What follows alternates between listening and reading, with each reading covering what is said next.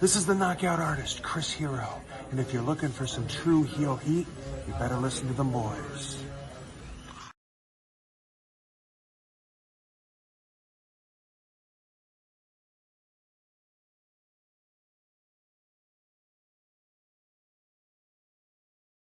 Hello everyone, it's the hardcore legend Mick Foley wishing a nice day to everyone there, right there at True Heel Heat. Yeah!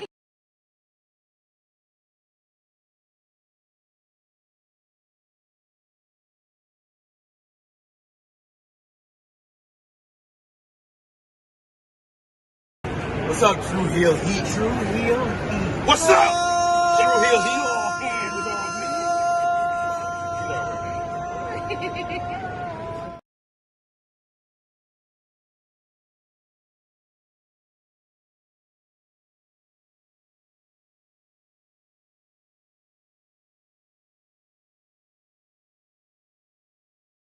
What's going on, everybody?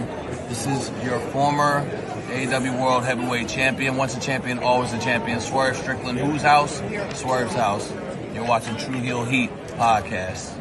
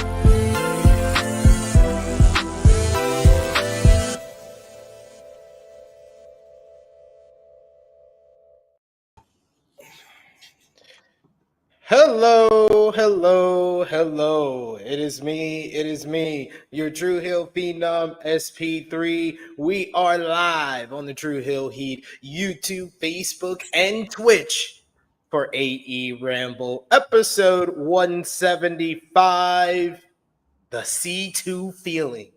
We are here to discuss last night's December 4th, 2024 edition of AEW Dynamite as only we can. And to do that, I am joined by my esteemed colleague, the man of 56,000 subscribers. My mistake. I apologize for that. My mistake. 56,000 subscribers. You go to him for your TV and movie reviews, your honest criticism of Tony Khan and All Elite Wrestling, and his many Yankee fitteds. Jimmy Macram, how are you doing? I'm good-ish. How are you all? Hope you enjoyed the week. Actually, I don't care. Sorry. Eventually, though, I will care. Give me like 10 minutes and I'll care. In a moment, though. This non-caring son of a bitch.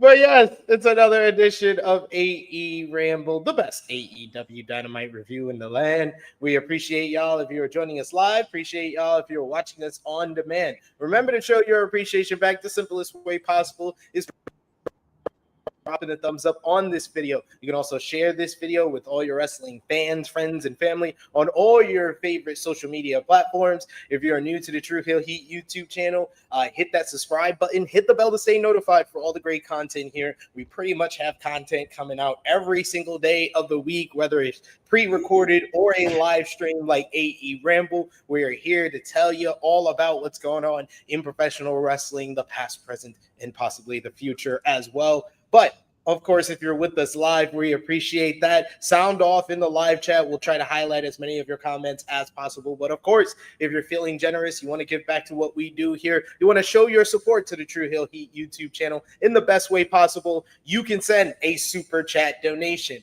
Any dollar amount matters. It goes back to the contributors that you see on screen with us here. And we always appreciate the support. We already got in the chat with us today, Annika, who says, hey, homies, definitely miss y'all. She was like, y'all weren't on Thursday. I wasn't going to watch last week. Basically what she said to us.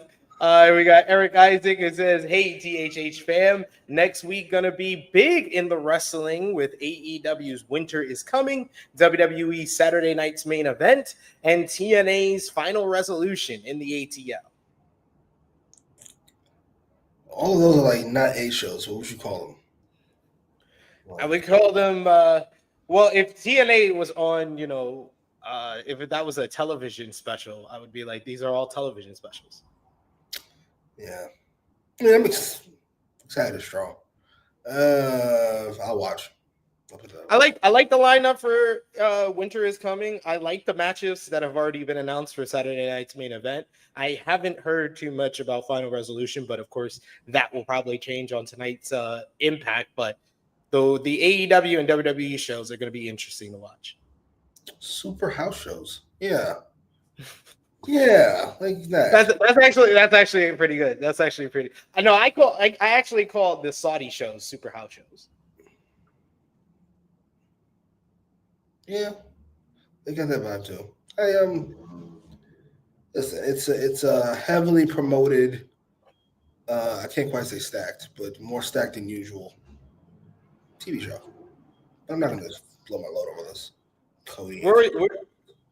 I have a question for you. Considering the lineup for next week and its history, where do you think Winter is Coming stacks up as far as like the special Dynamite episodes? Is it like do you think that it's like number 1, number 2, number 3, number 4? What do you think it's at, and what's ahead of it? As far as winters are coming? Winter is Coming. Yeah. What's behind the Moxley Omega one, obviously. Well, no, I'm talking about like, the special Dynamite episode. Oh, this year. No, or just in general. Like, how do you think the hierarchy? Like, if I ask you, what's the hierarchy of WWE Big Four? You would always say WrestleMania. Some people, it interchanges between the person on who's 2. Some people will say Rumble. Some people will say SummerSlam. But those are 2 and 3. And then Survivor Series. But if you go by AEW tries to not have their pay-per-views with any hierarchy, even though we all know All In is number 1 now, because that's your big stadium show every year. So that's number 1, and number 2 would probably be All Out, since that's All In night 2 anyway. And then everything so forth and so forth. But as far as the special episodes, so your Winter is Coming, your Grand Slam, your Beach Break, your those type of shows, where do you think Grand Slam will be number 1? Then Winter is Coming. I guess then Beach Break. What else is there? I would say Fighter Fest, even though they didn't have it. Still do that? They didn't have it this year, but they usually have it. Oh. Or Fight for the Fallen. Fight for the Fallen is back in January, and that's the big Max debut, Max premiere. Oh yeah, no. You're not fool. Yeah, giving up. I don't care what they say. Well, the main event this year for Winter is Coming is Ospreay and who? in Claudio. Claudio on the biggest push of his AEW run, it seems. Yeah, that's always the main event. Yeah, I would say Claudio's a upper mid card that they're trying to push as an all-star right now. they are. And it's a little late. Like if we had never seen Claudio before and we just saw him like in AEW, it's still a little late. I'm sorry. No disrespect. No disrespect. So he's 50 with the worst forearms I've ever seen. Throwing forearms, not actual forearms. I'm sure his actual forearms look great, but I mean the ones he throws. Yeah. I'm excited for that matchup. It'll be a good match. Claudio always has good matches. But it's Will Ospreay, so it should be great. Yeah, Ospreay. Oh, I'm so annoyed. So it reminded me that wasn't Swerve and Ospreay this year? Wasn't that a fucking Forbidden Door? I wanted to. I'm gonna ask you in the chat, but we're gonna do. You think that we should do a Will Ospreay match of the year category for our end of year awards, and then a match of the year, like whatever wins the Will Ospreay match of the year, then enters the match of the year category. Because he's just gonna hurt his own votes because people are gonna vote for different matches of his. Maybe everybody else has to feel the same way you and Dave feel. Maybe the rest of us have a little bit of fucking not common sense. What do you call that when you act politely at a show? Whatever. A little bit of that. A little bit of consortment before we lose our fucking minds over Will Ospreay. Knock it off. Oh, now you too. You're in the boat too. You and Dave. I'm just saying. Fucking match over and over again. I'm not alone here. This is not just me and Dave Melton that think that Will Ospreay had a lot of match of the year candidates. He's had a great year. He's had a great couple of years. He's a strong number 2 for Wrestler of the Year for me. Who's number 1? The American Nightmare. See the SmackDown ratings, right? Hey, I am sticking by this fucking thing. You're not going to convince me otherwise. I'm telling you. I do respect how long you've kept this spot. You were all here. You were tripling the freaking American Nightmare trombone all the way until Philly, until WrestleMania 40, and then like a month after 40, you were just like, you know what? That was cool. Listen, I'm glad he got his moment. He's a great wrestler. He's a solid baby face of the company. But at what point do we start calling what we see instead of what we want? WWE is the number 1 wrestling promotion in the world, and he was the number 1 guy this year. As far as what goes, just push, sure. Like, he drew well. He drew well. Have you seen the numbers? I'm just asking if you saw the SmackDown numbers. That's all. I'm just asking. That's 1 week. You're trying to go with 1 week. Raw has had better numbers than SmackDown ever since the first 3 weeks on fucking USA. So who's your Wrestler of the Year? Don't push me. I'll say The Rock if I have to.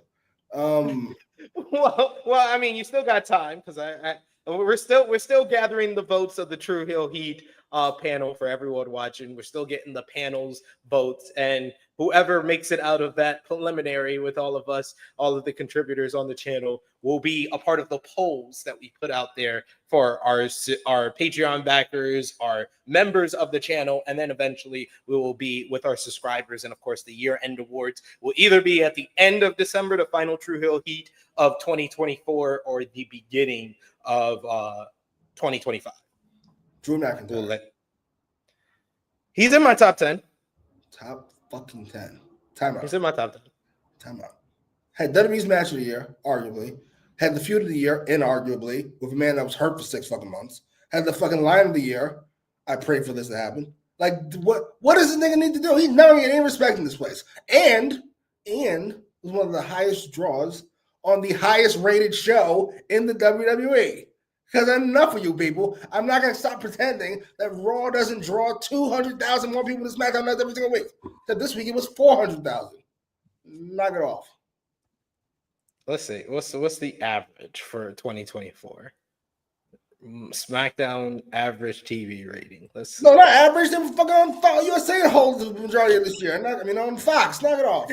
You're not doing the skip. knock it off. Absolutely. Not to mention you had John Cena. Not to mention you had The Rock. Not to mention you had Roman. How have Roman not drawn more than Raw? Q4 they've been 1.4 million. What's Raw? I saw it, big man dogs. Yeah, we still want to compare Punk and Cody. It's not close. It is what it is. Raw's total, no, that's this week. I don't think they've. Yeah, that's silly ass number, bro. Yeah, they did draw a big number this week. Did have somebody in the chat asking your thoughts on the New Day split that went down on Monday Night Raw. Listen, credit where credit is due. I get on him about his rather bland booking. No disrespect, Triple H, it is what it is. But what? I don't think anybody saw that coming. We thought it was two scenarios. Either Big E's gonna bring them together, or Xavier's gonna turn on fucking Kofi with Big E right there, which is hilarious. Neither happened. Niggas hated this broke neck motherfucker together because he left to go get some pussy. I think that is hilarious. He left out. He left the window open and shit. Blanket all tied up. Went to get some pussy. You broke your neck, so what?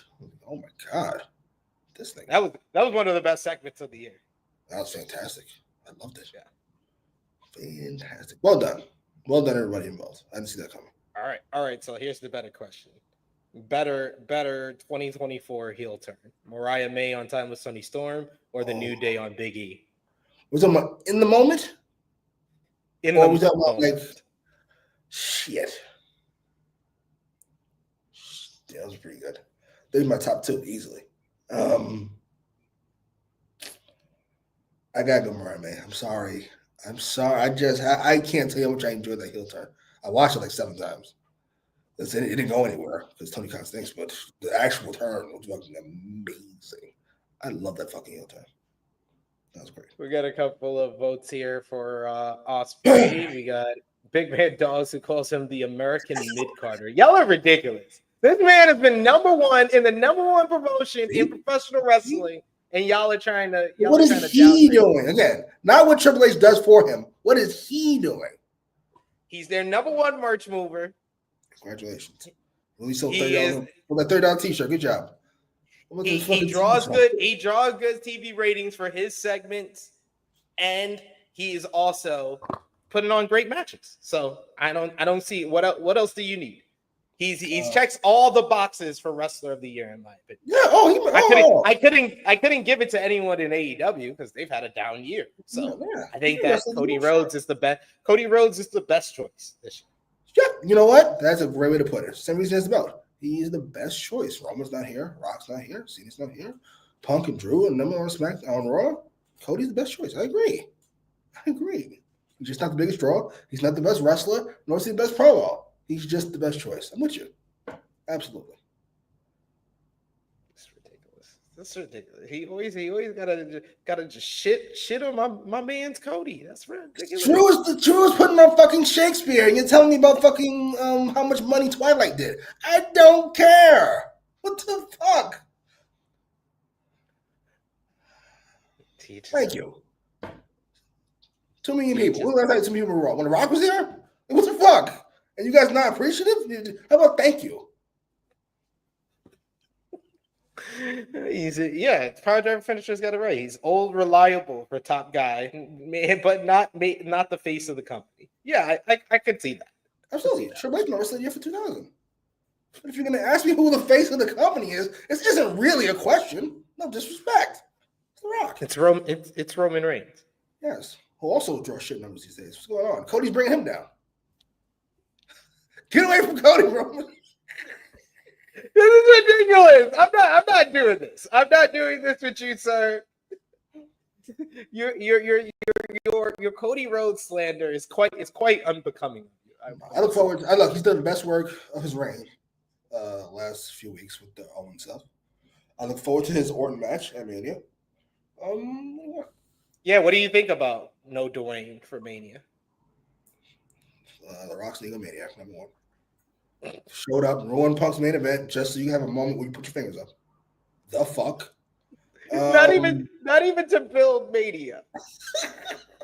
I was in town, so. I said why not? That's obviously a blow, but what do you do about it? Do you have a replacement main event? Can you shift from Roman and Jacob? I would think. I mean, that's what I've heard. I've heard the other rumor is that Roman wants to work with Jacob Fatu at WrestleMania. But I would think that if you don't have Rock, then you got to do Cody and Roman 3.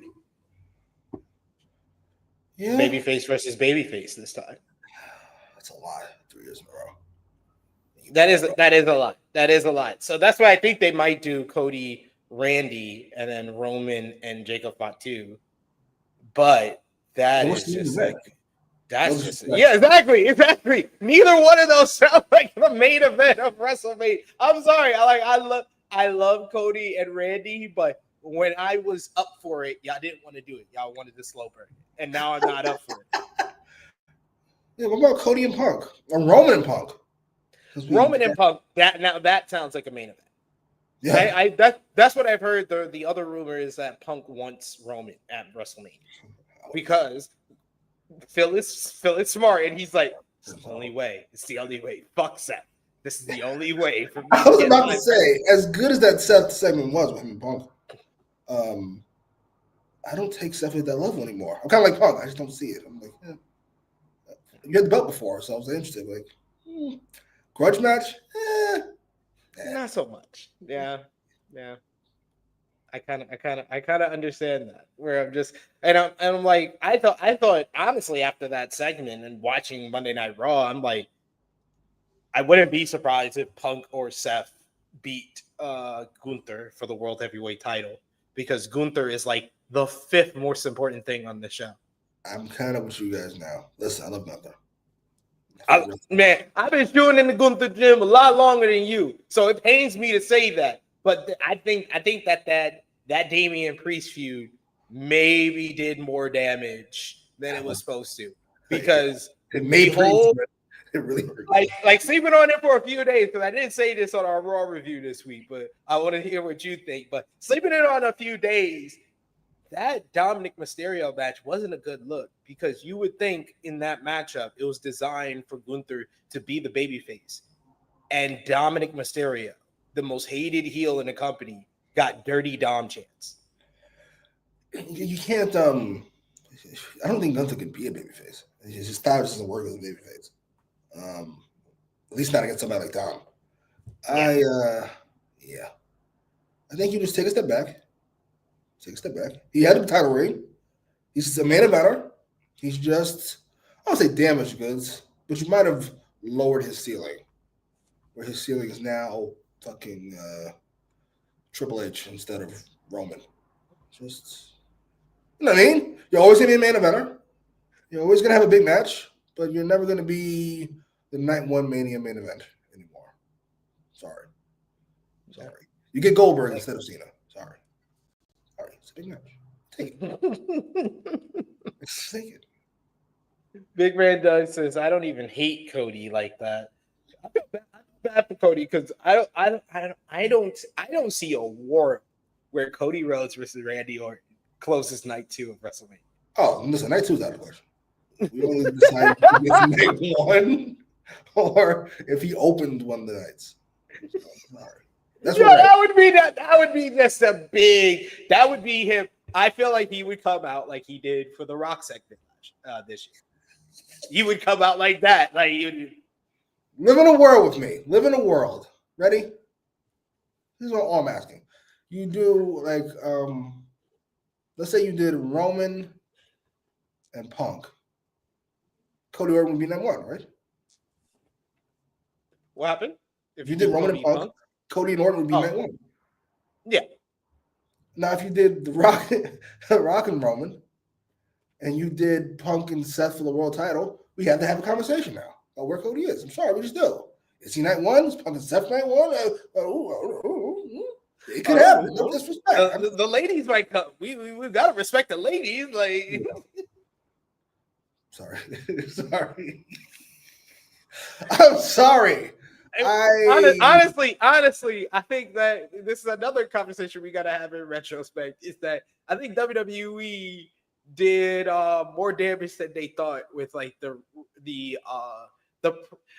just like the aura around like a woman's main event, because like they had a perfect opportunity with Rhea and Becky, and the way they built it, it was like it felt like it could be a WrestleMania main event. And by that not main eventing, it's like, what other matchup is there at this point outside of Rhea and Bianca? That's the only one. Yeah, I'd say that's more the issue, that we don't really have one. Like, not even close. There's Rhea and Bianca, and then there's not one. Sorry. I wouldn't be surprised if Nia Jax was in line for a Mania match before Survivor Series. I was thinking they're really gonna do Nia and Tiffany. I've been talking about it all week. I was like, we need more documentation of the crash out that Nia Jax has had since she won this title. It's been drastic. It's like she was like, go put my working boots on. Got the working boots, and what you work so hard for, championship gold. She got the championship gold, and then the room in her bag for the working boots was replaced by the gold, and she has not found her working boots since then. Yeah, I feel bad, because I was like, I gotta be honest, I was looking forward to Nia versus Tiffany. That's what I felt like they were doing, but now I don't. Tiffany can't carry that match at 12 years old, how old she is. Yeah. So I figured you do. I thought they would do Nia versus Charlotte. Shoot fight. Let's go.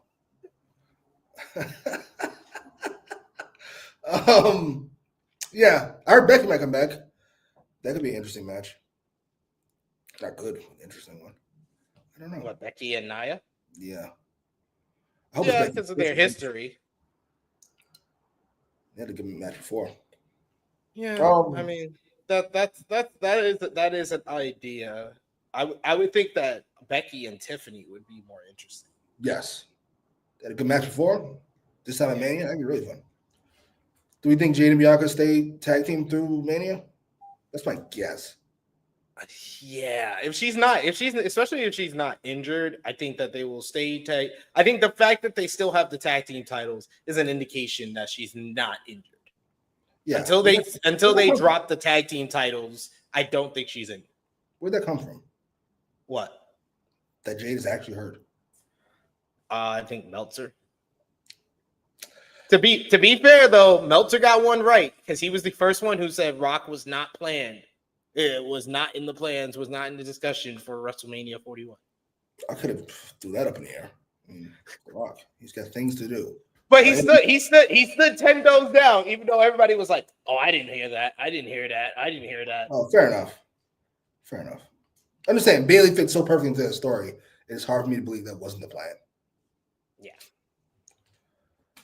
What Bayley? Annika, I'm sorry. I saw that match on Raw a few weeks ago. That is not WrestleMania worthy. She says, "No, give me Nia Jax." She said Nia, Jade, and Bianca at Mania. She put the laughing emoji as well. So, I guess the Jade and Bianca faced. Oh, maybe they faced Bayley and Naomi. Could do that for the tag team titles. Yeah, could do that. So you don't think they're doing Bianca versus Jade? It's a little early. It's not early, but I do want to see it. I ain't gonna hold you. I do want to see it too. Okay, it's another one where I'm like, I hate to say it, but oh Jesus, here we go. I think it will. Let's swerve.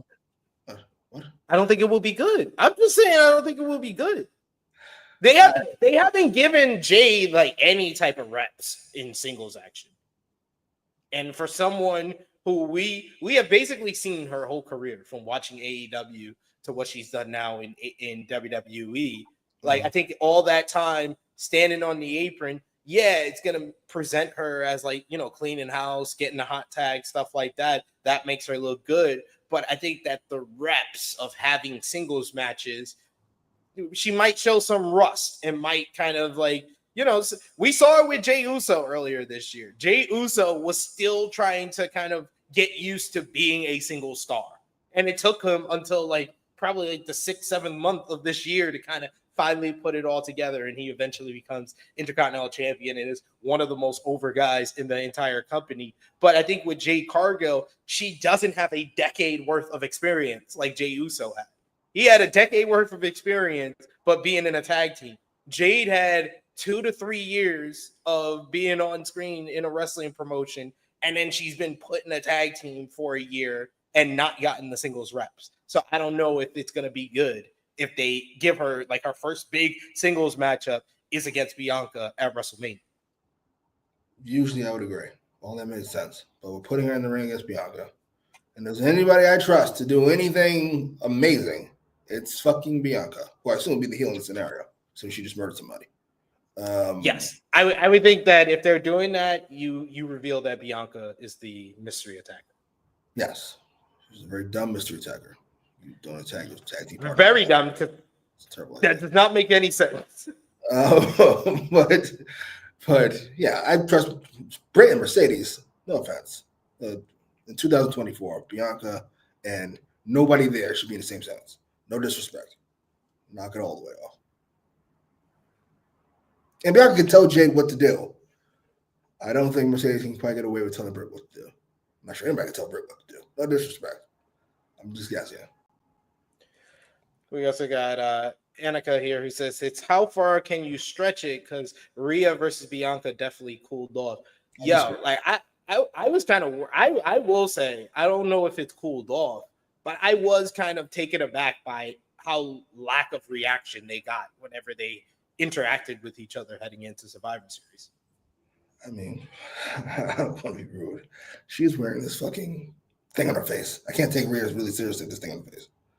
Sorry, it's not Rhea anymore. It's whatever this is. It's like Jamie Hayter. I know that's Jamie Hayter, but is it? Is it though? Is it really?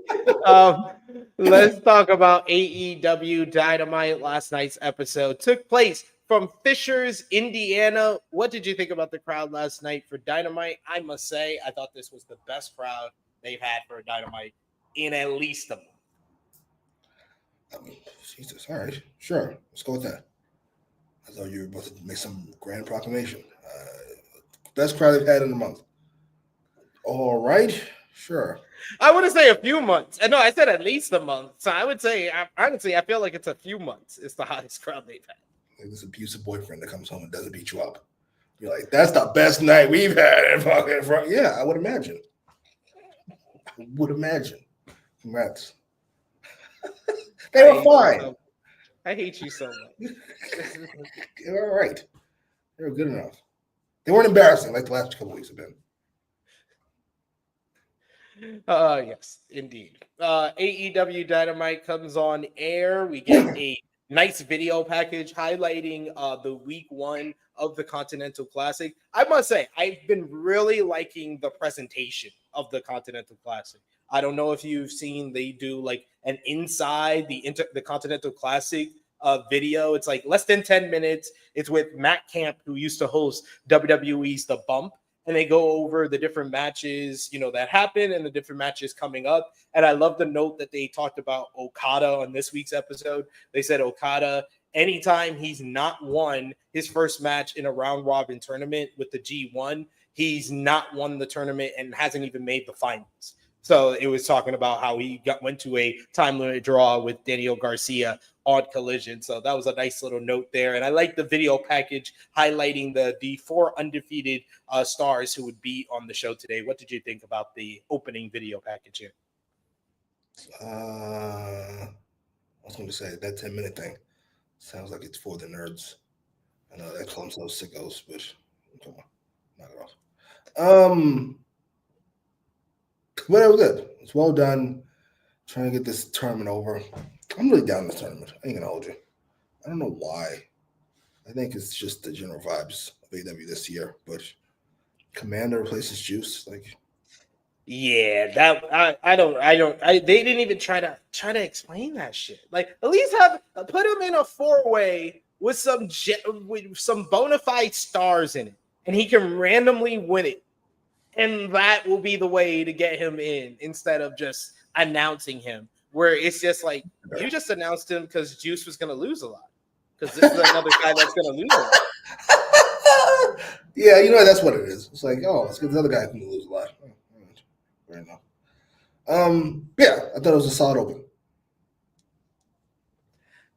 I thought it was a solid open as well. And no, yeah, I'm not a fan of Commander being in this spot instead of Juice. You could have got somebody that just would have made more sense. Buddy Matthews is a good shout because he won that 4-way at Full Gear, which I said my one issue with that is that it wasn't for a spot in the Continental Classic. Should have been Buddy Matthews.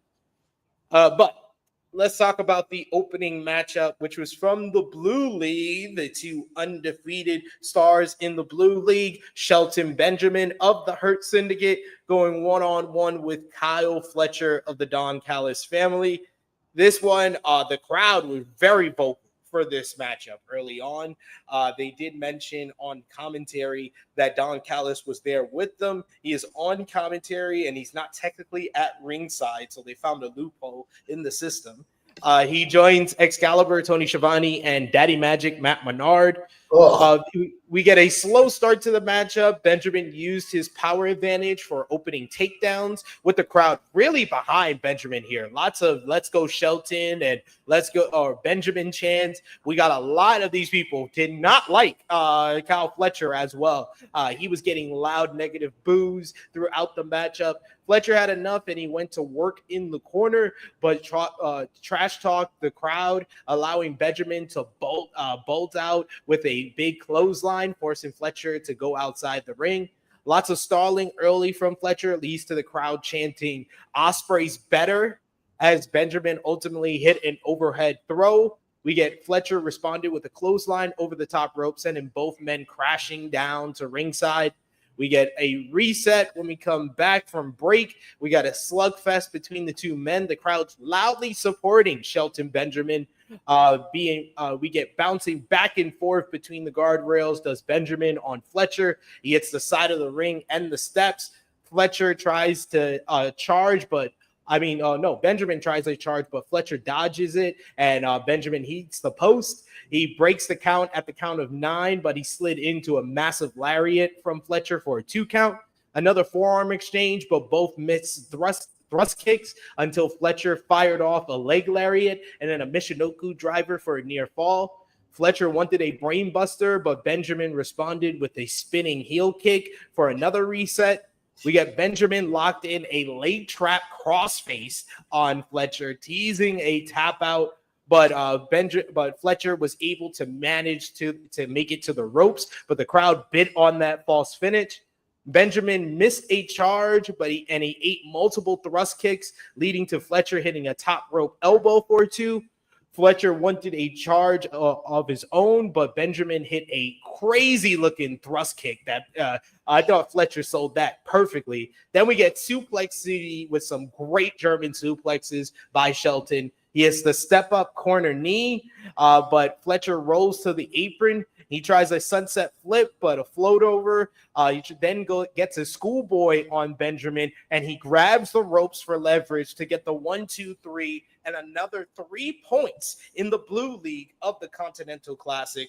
I thought this was a very good matchup here. It started off slow, but it really picked up after that first commercial break. These two guys meshed very well with Benjamin's strength and athleticism versus Kyle Fletcher's kind of hybrid offense and his kind of heelish tactics at the end, stealing the victory. I thought this was the right way. If you were going to give Fletcher the victory here, they did it in the right fashion where it was cheap. He gets heat for it, and Benjamin still is protected in the finish. So they did this the right way. And now Fletcher will fight once again. He's got 2 matches this week in the Continental Classic as he goes one-on-one with the reigning AEW Continental Champion Katsuhiko Okada this Saturday on Collision. What did you think about the opening matchup here? thought it was a good match. Really good? Yeah, it's got really good. Only because I felt like Shelton works properly. Fletcher followed his lead. I really enjoyed that. He comes across almost like a classic heel in this match. He did. I must MJF-ish, if I must. That was really well done. I don't know if I see the supernova that you all see. In fact, I know I don't. I do not. You say it outright. I do not. That's not gonna happen. Not at all. But I do see a player of some kind. We already fixed the in-ring gear. We fixed the hair. Now we just got to fix the nickname. What is his nickname? Protostar. What the fuck? We fixed the nickname. We've already got political backing. We are more than halfway there. Keep up the good work, sir. This was great. As far as the finish goes, I thought was really good. It's the Continental Classic. These things mostly don't happen. It happened here. This is great. As long as you don't do it twice in the night, we'll be fine.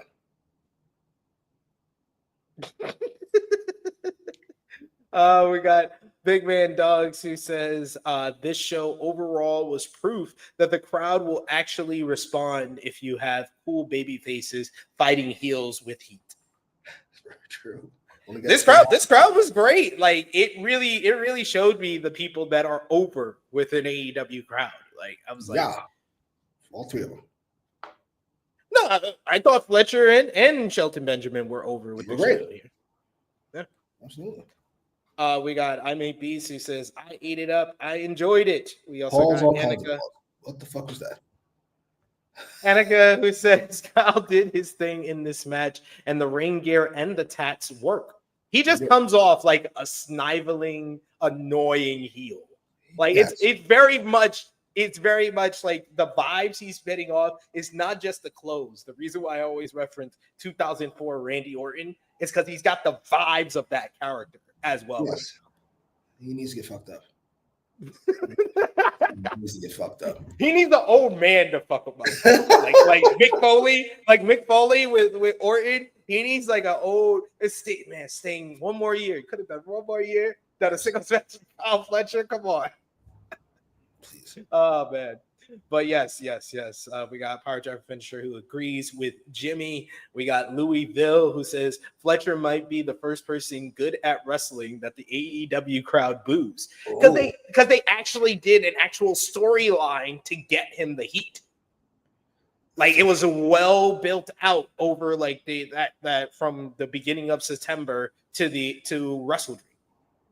Yeah, I think it turned out pretty good. It's done a lot for Fletcher. That's pretty fun. Hollywood would be fun. Obviously. It's in the name. I make basis says great opener. I thought they were gonna draw. I think you did too. You thought they would get down to like the 19-minute mark. Once they were doing that fucking what Dragon and Hangman did the first 5 minutes of the 60-minute match, I went, oh good lord, we're going forever. We're going at least 19, maybe even 20. Thankfully, they did not.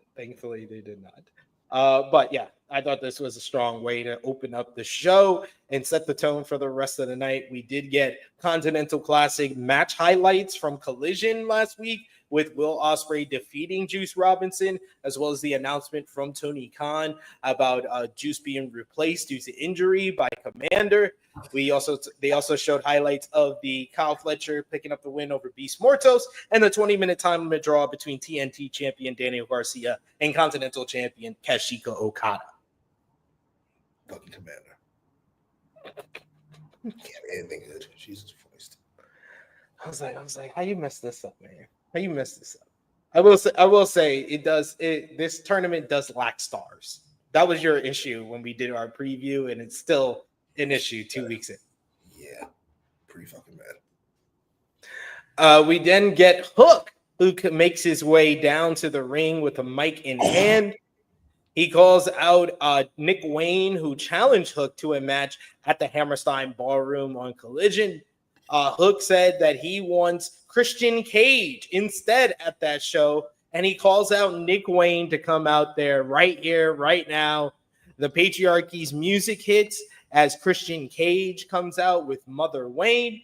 Hook was attacked from behind, though, by Nick Wayne and Kip Sabian. Hook fought them off with throws as Mother Rain ran distraction enough for Christian to pop Hook with the World Championship case before a 3-on-1 beatdown ensued.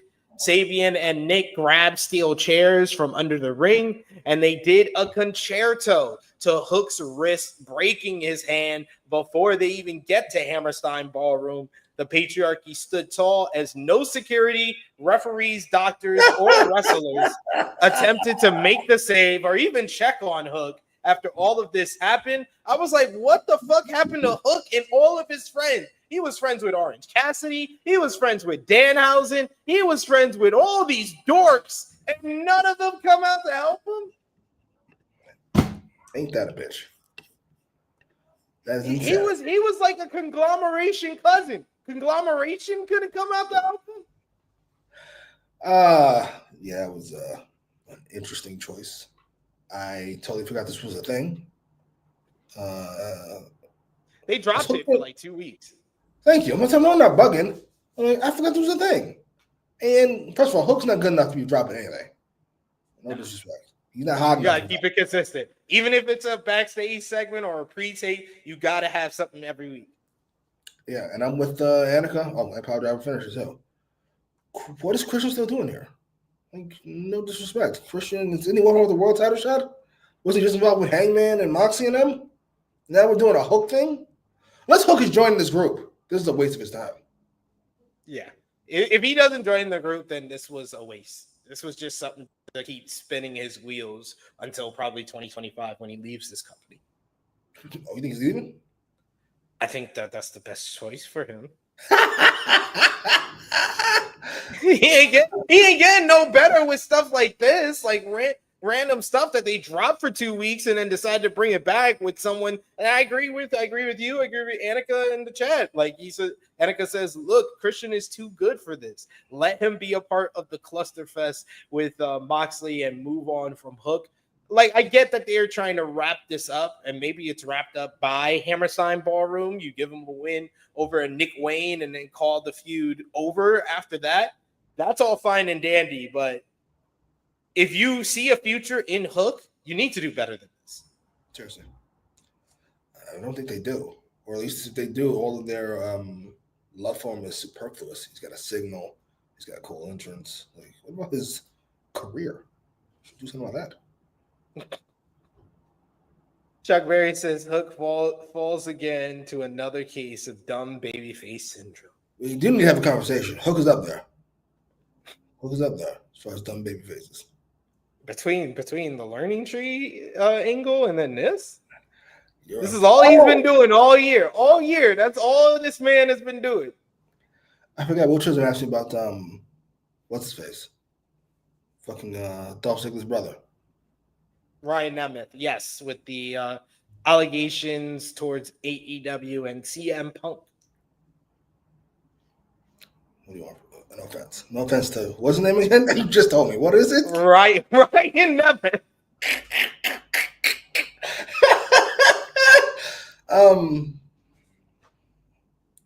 I don't believe you. And I don't believe you. I believe all this happened. I just don't believe all that. That's to be clear. Everything he said happened. I think all that happened. I do think we're missing a big chunk of it. Maybe you know more history than I do. That's not how that works. Ever. Anytime anybody's been a dick to me, I've deserved it. I earned it. I didn't go to the feds. What are you, fucking Drake? Dolph Ziggler sticks. Oh, Dolph Ziggler's brother, Ryan Nemeth. Good Lord. I love how you keep forgetting his name. You have to remember Dolph Ziggler's brother. That's what I'm saying. Did you see Joe Hendry's diss track on him? No. He said Ryan Nemeth. It's basically he says, "Oh, this is my new music video on Ryan Nemeth and all his career achievements." And it's like Ryan Nemeth's life story. He's Nick Nemeth's brother. The end. No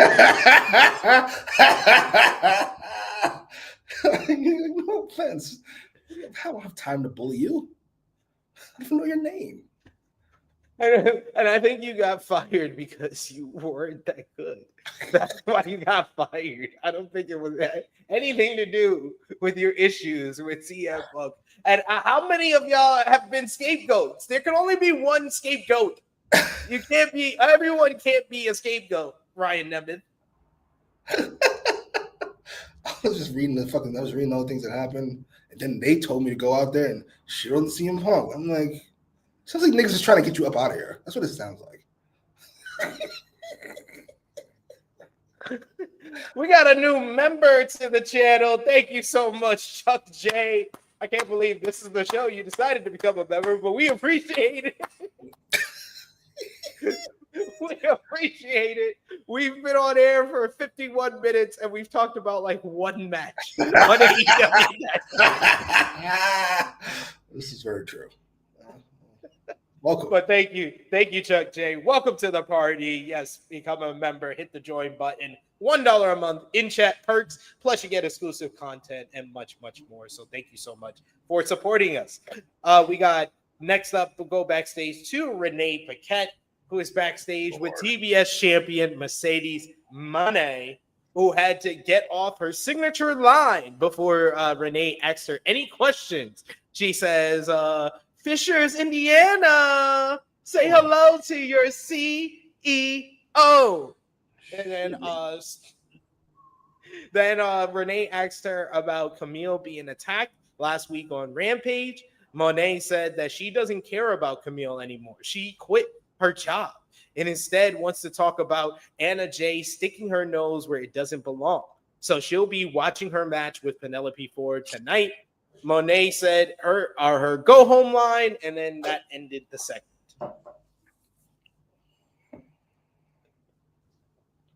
I know you never know it by watching the show. But I was a big Mercedes fan, like a gigantic Mercedes fan. I didn't know her from a hole in the wall until that match at TakeOver with Bayley in Brooklyn, which I was taken to against my will. I loved it. I fell in love with her. I fell in love with the match. I fell in love with wrestling again. And here we are, however many fucking years later. And every time I see her, I go, what the fuck am I about to be put through now? Why is she still, does nobody care? Jen Pepperman might be the worst friend / writer ever. I will say something good. I think her act works better without Camille.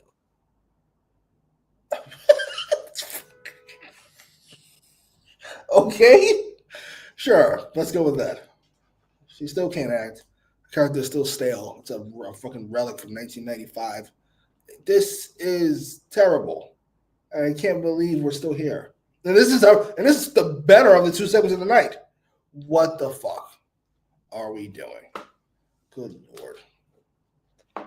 We go backstage again to MVP, who is berating Shelton Benjamin for letting Kyle Fletcher stay in that match and not hurting that man.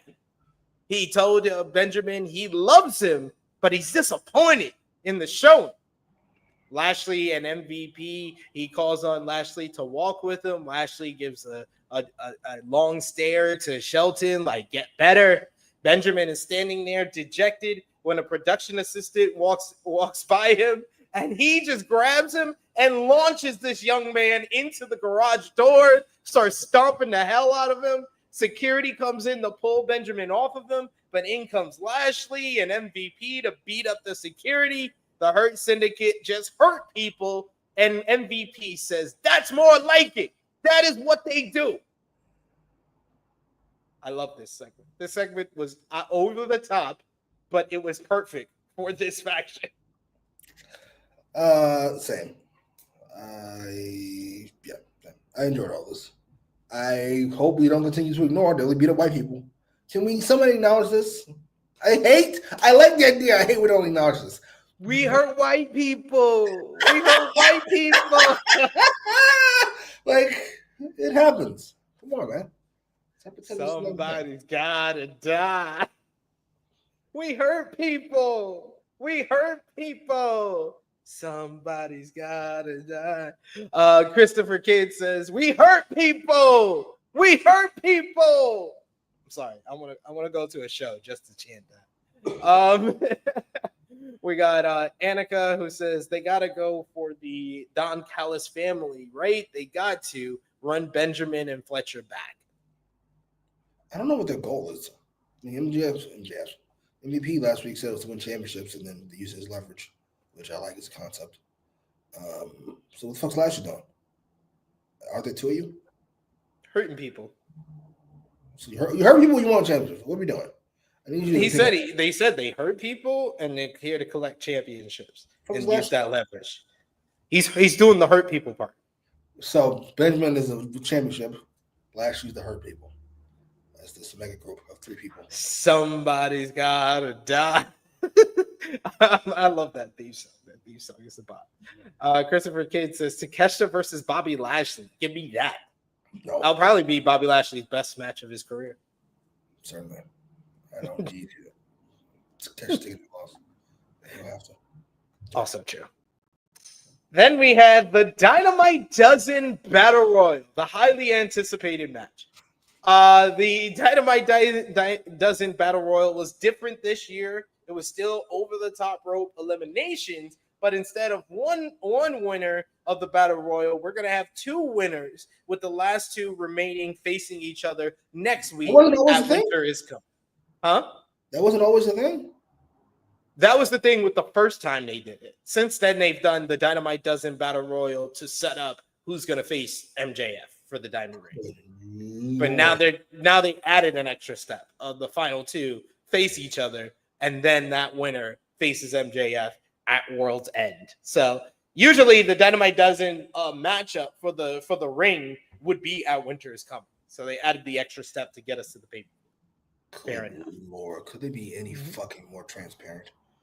This is one of the most telegraphed battle royals that I've ever seen in professional wrestling ever. As soon as we get the news of this is gonna be 2 winners to this matchup, and then you see the cast of characters in this fucking matchup. Adam Cole makes his entrance with the rest of participants already in the ring, which include Lance Archer, Brian Cage, Rocky Romero, Leo Rush, Action Andretti, Mark Davis, Dante Martin, Darius Martin, and Evil Uno, along with Kyle O'Reilly. It's like, could you make this any more obvious?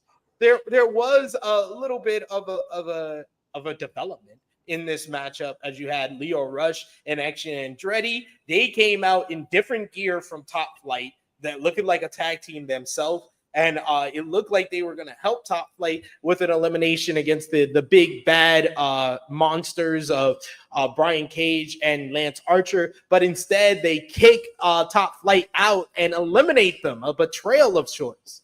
We get Davis planted Butcher with the Brainbuster and then opted to take on Cage and Archer, which eventually led to his elimination.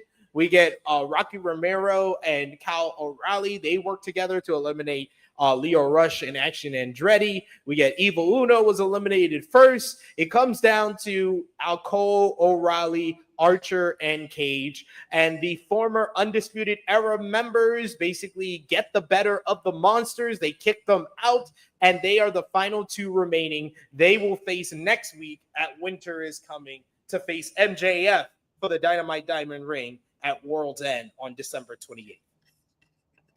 What in the absolute fuck? No suspense, and this is the feud that will never end. And it goes on and on, my friends. This is jarring. This might have killed the show for me. And I'll be honest. I'd probably feel more happy about the show if this didn't happen. Because what the fuck? First of all, this tag team ass battle royal. What is this? Secondly, why are we doing 2? All right, because we have the match next week. And then you don't put more than 2 guys in who could possibly be the last 2. You don't even pretend. You don't even try. Good Lord. The most telegraphed battle royal ever. And I watched the Royal Rumble 1998, which I thought that was the most telegraphed battle royal I've ever seen. But I think this was even more. Yeah, if you're gonna do it, you need definitely Steve Austin to be interested. No offense. They ain't them. This was awful. I'm not sure if it was awful. It's just boring. I'm just like, can we get to it? Can we get to the part where it's O'Reilly and Adam Cole, please? If you don't mind. Just do that. Just do that. And just give us MJF and Cole and just call it a day. Let everybody go their separate ways before 2025. Take the L. Just take the L. You want to do something? It didn't work out. It's not going to get better with time. Just fucking have Cole wins. He beats O'Reilly. They hug afterwards or whatever. You do the MJF match. MJF wins because, duh. We move on. Yeah, move on. Or have Cole win if it make you end it. Who cares?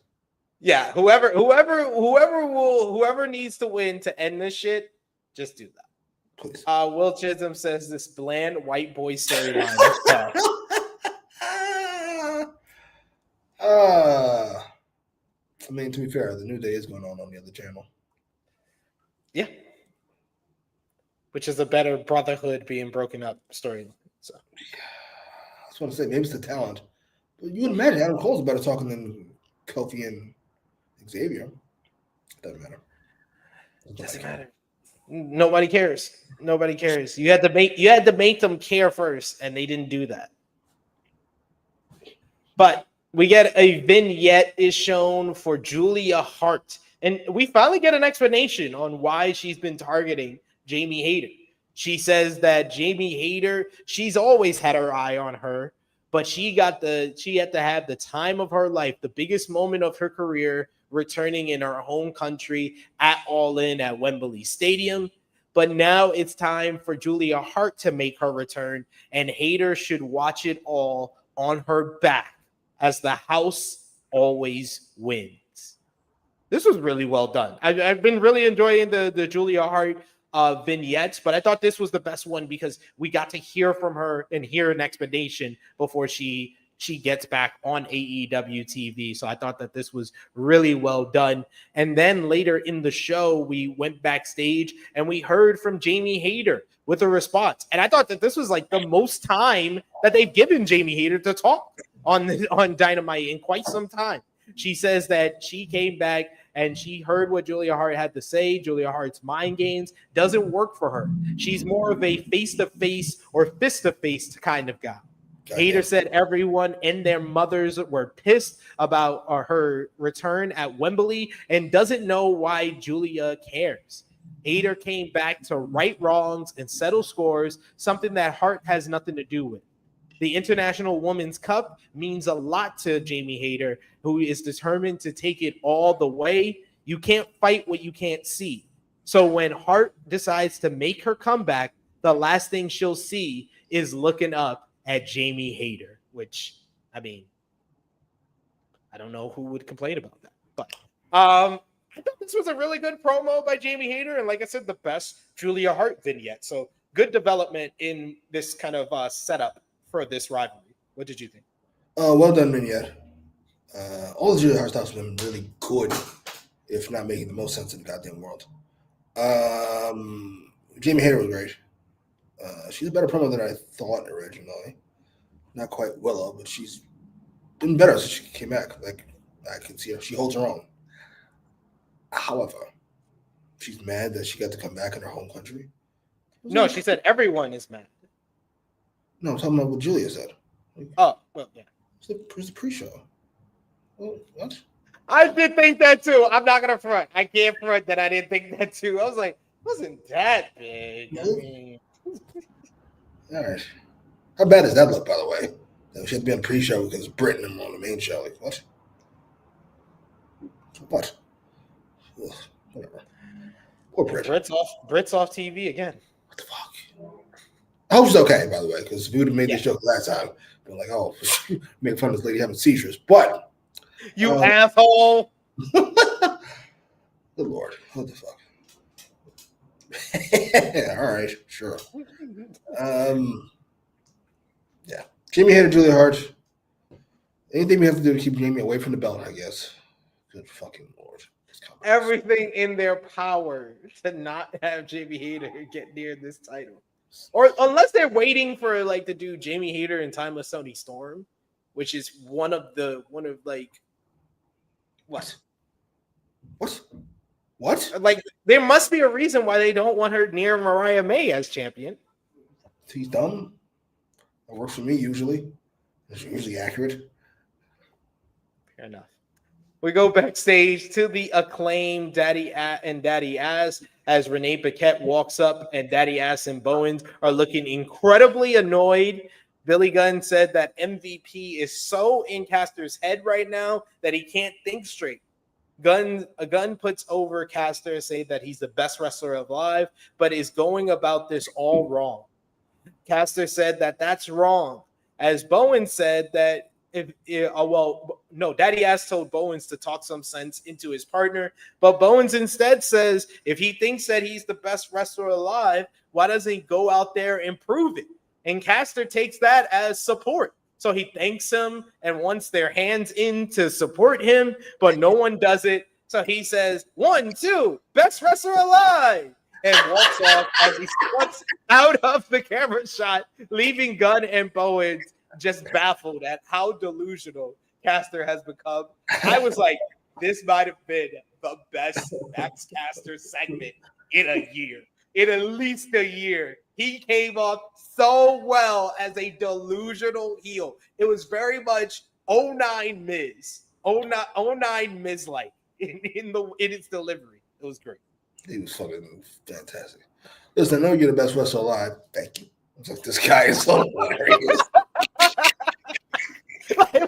Like, just had to remind you. Thank you. That was great. I don't know if he's found his level here or found his role. This is what he's going to be doing. This is splendid. Please and thank you. I kind of now see the vision for him on Hurt Syndicate. He's the guy that talks all this shit for them and gets his ass kicked. He gets his ass kicked. They're just too busy counting money. That could be fun. Oh man. Build on that. Man. Please. They got to build on this for sure. Next up was Swerve Strickland going one-on-one with Max Caster. Oh my God, this was the biggest reaction for Swerve since like Wembley Stadium. Like this crowd exploded for him. They reacted to everything he did. He came off like an absolute superstar in front of this hot crowd in Fitchers, Indiana. Yeah, Max Caster, Indiana. Of course, that's right. Max Caster comes out to some boos and he cuts his rap and continuously gets booed for it. And he even says at the end of the rap, everyone loves the best wrestler alive. I was like, I like this. This is a good change. This is listening to the crowd. Strickland took his head off as soon as Caster gets on the apron and says that was a mic drop. He gets a boot to the face before Swerve starts driving him into the guardrail. In the ring, Caster tried a Fameasser, but Strickland sidestepped it and hit a suplex that sent Caster back outside to the floor. Swerve soaked in all the crowd applause as they were cheering for him throughout this beatdown. But the delay allowed Caster to gain control momentarily as he put Swerve back into the ring. He went for a springboard attack. He hits a springboard dropkick, but Swerve completely no-sells it. He fires off a house call out of nowhere. He then hits a second and then a third right flush to the side of the head. 1, 2, 3. Swerve Strickland picks up the victory in what felt like less than 3 minutes. This was less than 3 minutes. This was exactly what it needed to be. And then post-match, he puts the exclamation point on this as Swerve looks like he's about to leave after celebrating the win with Prince Nana. He goes on the apron, but then he holds on and he opts to come back, go to the top rope, and he hits an emphatic Swerve stomp on Max Caster. He then gets into the camera and he tells the camera, he says not to waste his time, that there's still a little left of 2024. And he tells Bobby Lashley that this isn't over yet. Boy. What did you think of Caster versus Swerve here? Oh, that was fun. I'm not sure it was well done, but I enjoyed watching it. I don't want Max to get his ass whipped every week, not that badly. But you know what? Swerve's supposed to be main eventer. Sure. We'll do that. Post-match, though. Do Lashley and Swerve again? Why? So Swerve get his win back? Why? Why? Just did a thing. It was great. Just leave it alone. I hope it is, but it's a little bit more competitive, and Lashley does still get the win, and then Swerve realizes that he needs backup. I think that Swerve doesn't win a match in this rivalry until he gets back up, and it's like a 6-man tag against the Hurt Syndicate. He should not beat Bobby Lashley 1-on-1, is what I'm trying to say. So why do you need backup? To beat him 3-on-3? What's the point? Yeah, you could be MVP. You could get us house call on MVP. Get why? This Kane wielding fuck. Why? Swerve gotta maintain his main event ish. No. Yeah, at the bottom. You're at the bottom of the main event team. You're still main eventer, but Lashley's here now. So that gives us 5. That's it. Sorry. I don't know what to tell you. You're back to where you were when you first won the belt. An afterthought. Sorry. The second best single champion on the show compared to fucking Moxley with the AEW. Well, this crowd did not react to him like that. This crowd reacted to him like he was the most over baby face on the show. He might be the most over baby face on the show. What does that say? That says that he should be in the main event team. Why? Because I want to see Swerve. Over, man. Who cares? I don't give a fuck. Just come out here, do your jig, and then head to the back. This motherfucker here. What? Can't take you nowhere. The words and opinions of Jimmy Macram do not necessarily reflect those of True Heel Heat, its viewers, or affiliates. Y'all have forgotten what Swerve said. I haven't, and I never will. I know you will. You bring it up every week. As we should. We go to MJF, who is at home, shown at his bar, laughing about how this worked out perfectly tonight. MJF brings up better than you, baby, with Cole, and standing by his side was what was record-breaking for AEW. But then what did Cole do? He went and turned on MJF. What? Because he thought Max would turn on him first? You can't prove that. You can't prove that was ever going to happen. It's because of Cole. His best friend, Roderick Strong's arm is broken. And now Cole must beat the hell out of his other best friend, Kyle O'Reilly, next week just to try to get his hands on him. The chaos that Jon Moxley and the Death Riders has been causing in AEW would have never happened if MJF was still the world champion. People are getting murdered because of you. MJF says that Cole is pretending to be the hero when he's nothing more than a jaundice infected villain, as he knows Cole can't beat O'Reilly, and for that, Cole can thank him later. Boy. That sets up the stage for next week. Winter is coming. Adam Cole versus Kyle O'Reilly 1-on-1 to determine who faces MJF at World's End. What do you think about the promo? Really good babyface promo from MJF here, explaining how Adam Cole's wanted to turn on him. He didn't know he was good. What? What are we doing?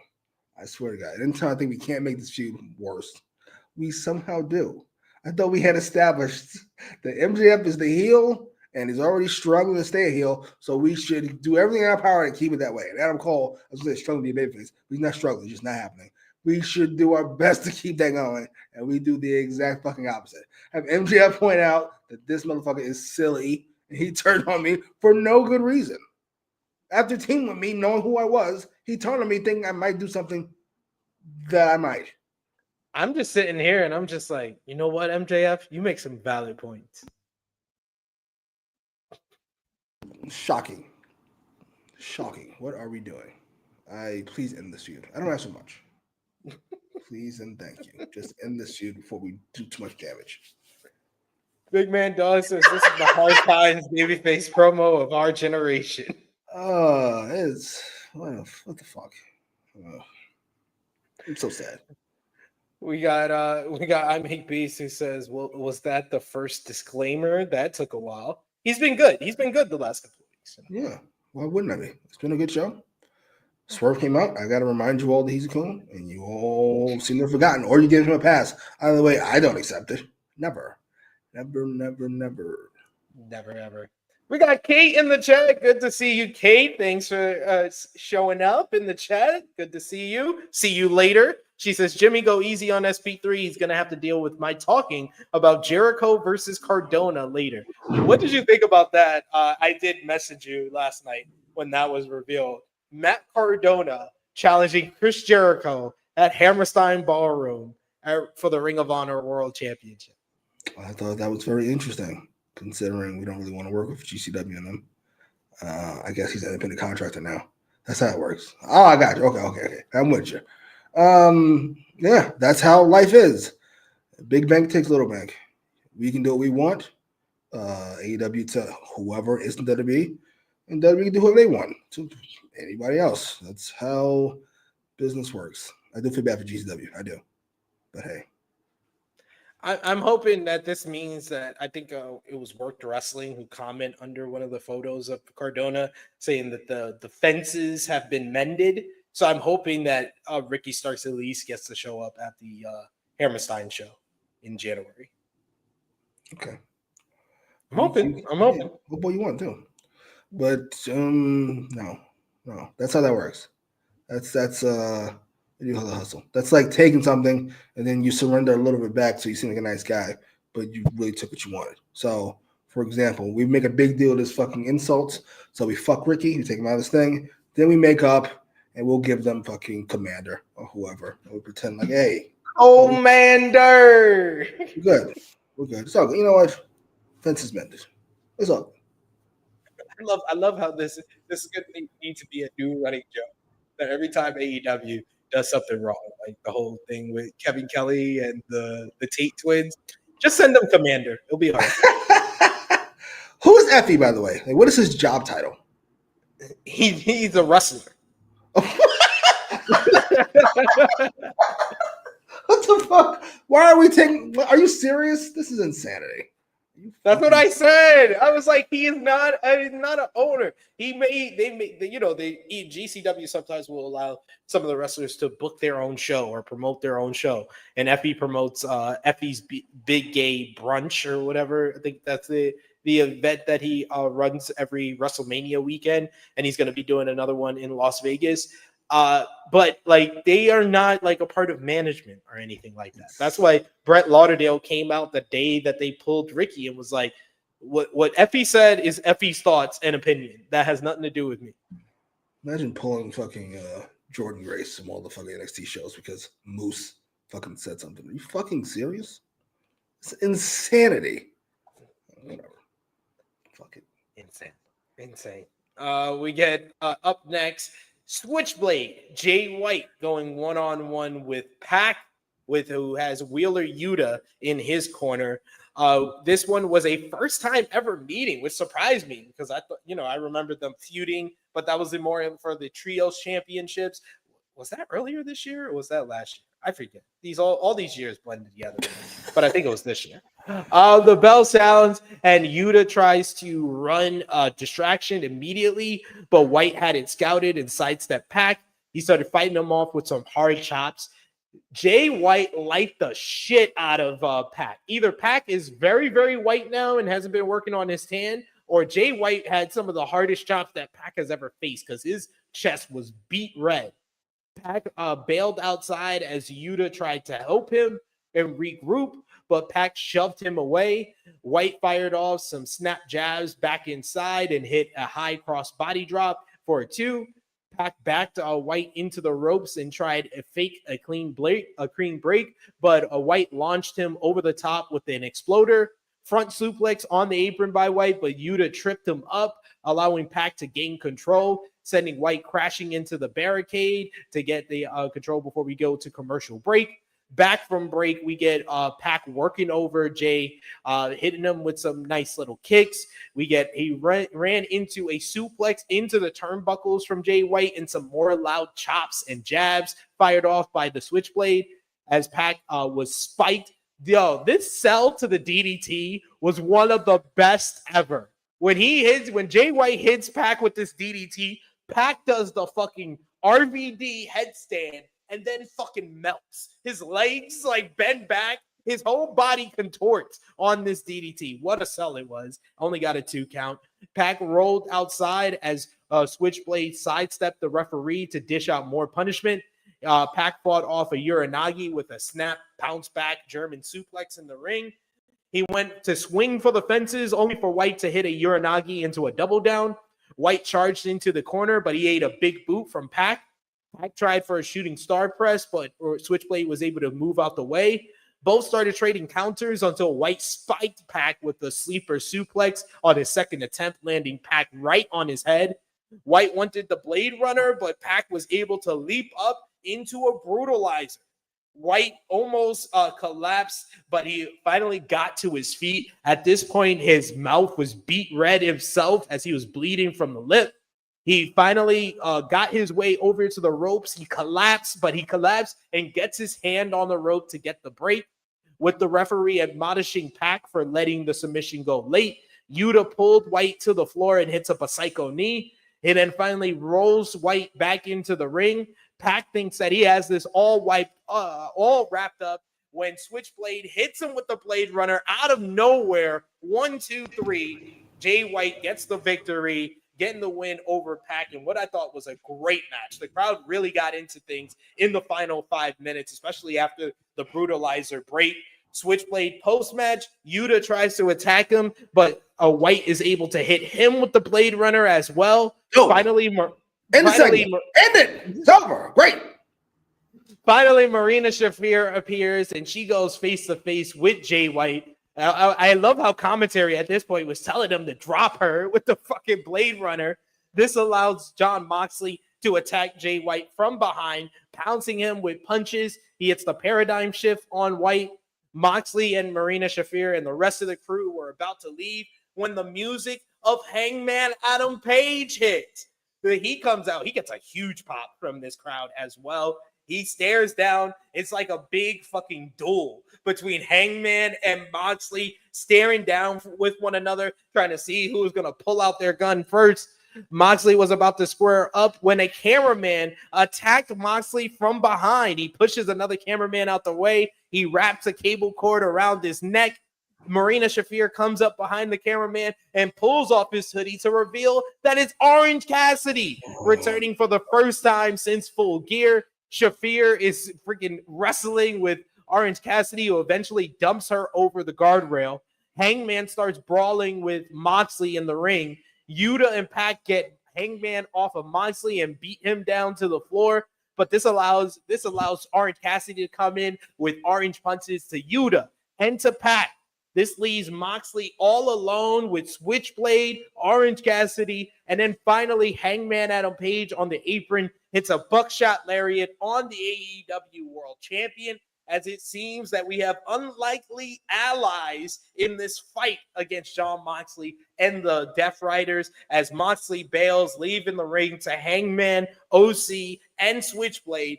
All the while, Christian Cage is watching along with his AEW World Title shot case.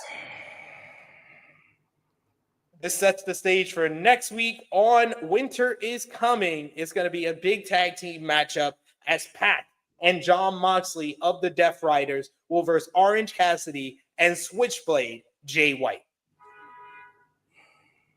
I very much enjoyed this. I thought the match was great. Jay White and Pac, they had great chemistry with one another. It just really flowed. It was just really kind of progressed in the right way, escalated at the right time, hit the right gear. Switchblade, his pacing and his timing is just better than pretty much 90% of professional wrestlers out there today. And Pac is Pac. He's always great. The post-match, I really enjoyed. I thought that this was the first time since probably Wrestle Dream that it felt like a lot of the AEW locker room were paying attention to Jon Moxley and the Death Riders. When you get three faces or two faces and a tweener or two faces and a heel all going for the AEW World Champion, it makes them look like more of a threat. Then in line, when you get all their stories, which connects to Jon Moxley, I think it makes it more interesting because these are three of the rare guys on the roster who do own victories over Jon Moxley. So they don't have the fear that everybody else would seemingly have. against Moxley here. So I like that it's these three guys. I like the setup here. And it felt like the first time in a while that the Death Riders was a overarching company story because more characters are involved now. I appreciated that. I want more segments from the Death Riders to further establish that, but this was a good starting point, in my opinion. I don't need any more Death Riders. This thing's dead. It's been dead for a while, a couple weeks now at this point. Told you. They're not supervillains anymore. They're just wrestling heels, which is fine, but I was so very excited about where this was going to go. Jay White is great. That match was great. Pac was great. I thought the finish was really good. I thought him dropping Yuta was really good. I even like Hangman coming out, who's feeling more and more like the Undertaker every day. I was fully on the board with the whole Hangman. Hangman's a heel. He's a heel. I don't know why everybody thinks he's a tweener, but this came off like a tweener. Like he doesn't care who he has to step up to. He don't fear Moxley. I'm gonna step up to him. Let me have Orange Cassidy. I'm putting aside my own dislike of Orange Cassidy's. I don't dislike Orange Cassidy, but like he's beyond stale. And then he won't even go away for more than a couple weeks. What the fuck? That's number one. Give you false hope, being taken away. That's a negative point. That's number one. Number two, and perhaps more importantly, when Marina grabbed him, right? This is not like when her Jay White got face to face and Jay White had to hook him the fuck up. When Marina grabbed Orange Cassidy, did you not see that they're the same size? Did you not see that she could throw this cocksucker around? I was like, this is not a good look if they want him to be a world title contender. What? Oh, I'm trying not to let that distract me. I'm disappointed. I really thought we had something when Moxley was yelling at Darby. Somebody said maybe they had Shane and then Shane backed out. It feels like something happened. We really took a turn with this fucking. They were this corporate takeover of group. Now they're just heels. They're just heels. They're just fucking DX or the Horsemen or whatever you want. They're just bad guys. Instead of what I thought we were doing, which was a world-destroying company. We're going to rebuild the world in our image. Now it's just these bums with Yuta. It's fucking damn near comic relief. What is this? Oh, boo. Boo! Oh, man, that sell on that DDT, I can't get over that. That was one of the greatest sells of a DDT I've ever seen. Yo, Pac does like his whole body just fucking melts. He does a headstand on the DDT, and then his whole body just melts onto the mat. It looks like his body is like falling apart, like a fucking putty and shit. It's great. It's great. But I enjoyed this. I understand your issues with it, though, Jimmy. So. We do have, though, a super chat donation. Thank you so much. Wait for it. Genesis. Thank you so much, Genesis. We appreciate you for showing us some love with a super chat donation. So we show you some love. I'm serious. I'm not going to sit back and take this fucking shit. That was at Lashley and Kate. That's the question. She's still here. Genesis says, can't stay. Excellent AEW. Excellent. MVP Claudio, LVP Shelton for playing with his food. Just kidding. I give it to Nepo Baby Finley. I'm so sorry, Brody. There we go. Yes, Brody King announced today that he will be challenging global heavyweight champion David Finlay at Wrestle Dynasty on January 5th in the Tokyo Dome. So they're really going with this. Brody King is a babyface now. Anytime Brody King is doing anything, I'm here for it. Brody King's great. So I agree. I gotta watch it. Will Chisholm says MVP group still feels more believable of taking over AEW. Well, I don't know about all that. There's two of them. Even if one of them was Bobby Lashley, it's still only two of you. I don't know what happened. I don't understand. Ever since he was, what's the word? Seizing the superstation. Good Lord. That's where it all fell apart. It all fell apart right there. Yeah, I'm gonna pass on that. Good Lord. Because that was not seizing the superstation, so it all fell apart. It was a house of cards, and they pulled the wrong card, and it all fell apart. And now they're trying to rebuild it again. building up Claudio in the Continental. Another thing that they could have done to make them feel like they're all over is put Pac in the Blue League of the Continental Classic. You have Claudio in the Gold League, put Pac in the Blue League. So you had the Death Riders throughout the Continental Classic. Can't take over without winning roles. That's not how that works. That's not how takeovers work. You know how takeovers are done? You shoot people in the middle of fucking Times Square. That's how you fucking do it. If you want to get rid of some of these insurance cocksuckers, that's how you do it. You know, we gotta work with them within the system to change it. Nope, you shoot him right in the back of the head. Sorry for his family, but he was a scumbag. Sorry. No disrespect. Yeah, a little bit. Fair enough. Yeah, you should be fucking this tournament up. Never mind. We gave up on it. Let's move on. Another failed takeover angle. Ain't this a fucking shame? How many is this year? 2. All right, Devil was last year, right? Yeah. But we got up next a New York Minute with the King of New York. Chris Jericho is shown as he plugs Ring of Honor Final Battle on December 20th, live from the Hammerstein Ballroom in New York City, and the upcoming AEW shows at the Hammerstein Ballroom on December 21st, Christmas Collision, as well as December 22nd, Dynamite on 34th Street. He also plugs All in Texas on July 12th, with on-sale tickets going on sale on December 9th. Jericho keeps mispronouncing Hammerstein, and he also called New York City the Big Easy. And he says that he'll announce his opponent for Final Battle on ROH TV tomorrow night on a special edition of The Learning Tree. I'm here for it. For sure, it goes to ROH, and all we get are New York minutes. Dope. I'm here for it. Yeah, that's what I thought too. I was like, you know what? This is the first time I'm giving a thumbs up to the Jericho segment. I was like, it was literally just a minute, and he hyped up something that we regularly do not have hyped up on this show. So sold. Gonna miss Big Bill, but sold. Hey, I get paid to watch it. Join me and Kate over on the Fightful main channel. Yes, that is true. Big Man Dog says 3 takeovers in 1 year is crazy. Insanity. I don't think we quite understand how insane this all is. It's impossible to do that, especially if all of them don't work. It's impossible.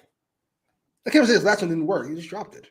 The fuck? Yeah, you just dropped it, and you kind of just dropped this one. like you keep just dropping shit. Like, yeah, you know, like the Undisputed Kingdom. There was a reason. There's the injuries and stuff like that. That's a valid reason. The Elite one, you just dropped. You just say Tony was like, you know what? I don't want the fans to think I don't run things, so let's like not do that. I don't understand that thought process at all. You know, a little bit. Me either. Vignette is shown of 2 cowboys talking about someone returning very, very soon. As soon as the Outlaws returns, everyone is in trouble.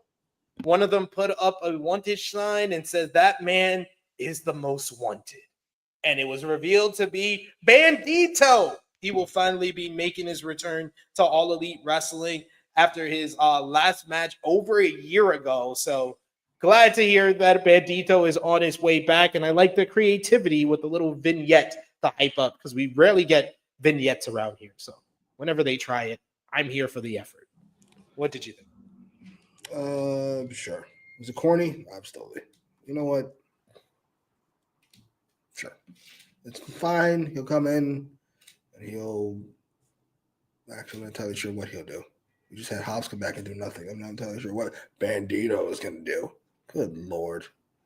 It's Ross. Why did they put Powerhouse Hobbs in the fucking Continental Classic? We gotta have Edison. If this don't work out, we gotta have a conversation about Hobbs. You gotta join the Wardlow conversation. You gotta join the Rich Snubbs conversation. He just does. Yep. Very true. We do have another super chat donation here from Christopher Kidd. Thank you so much, Christopher Kidd. Always appreciate your support, so that is why we love you. Speak, bitch. Come on now. Oh my God, Shivani. What the hell is wrong with you?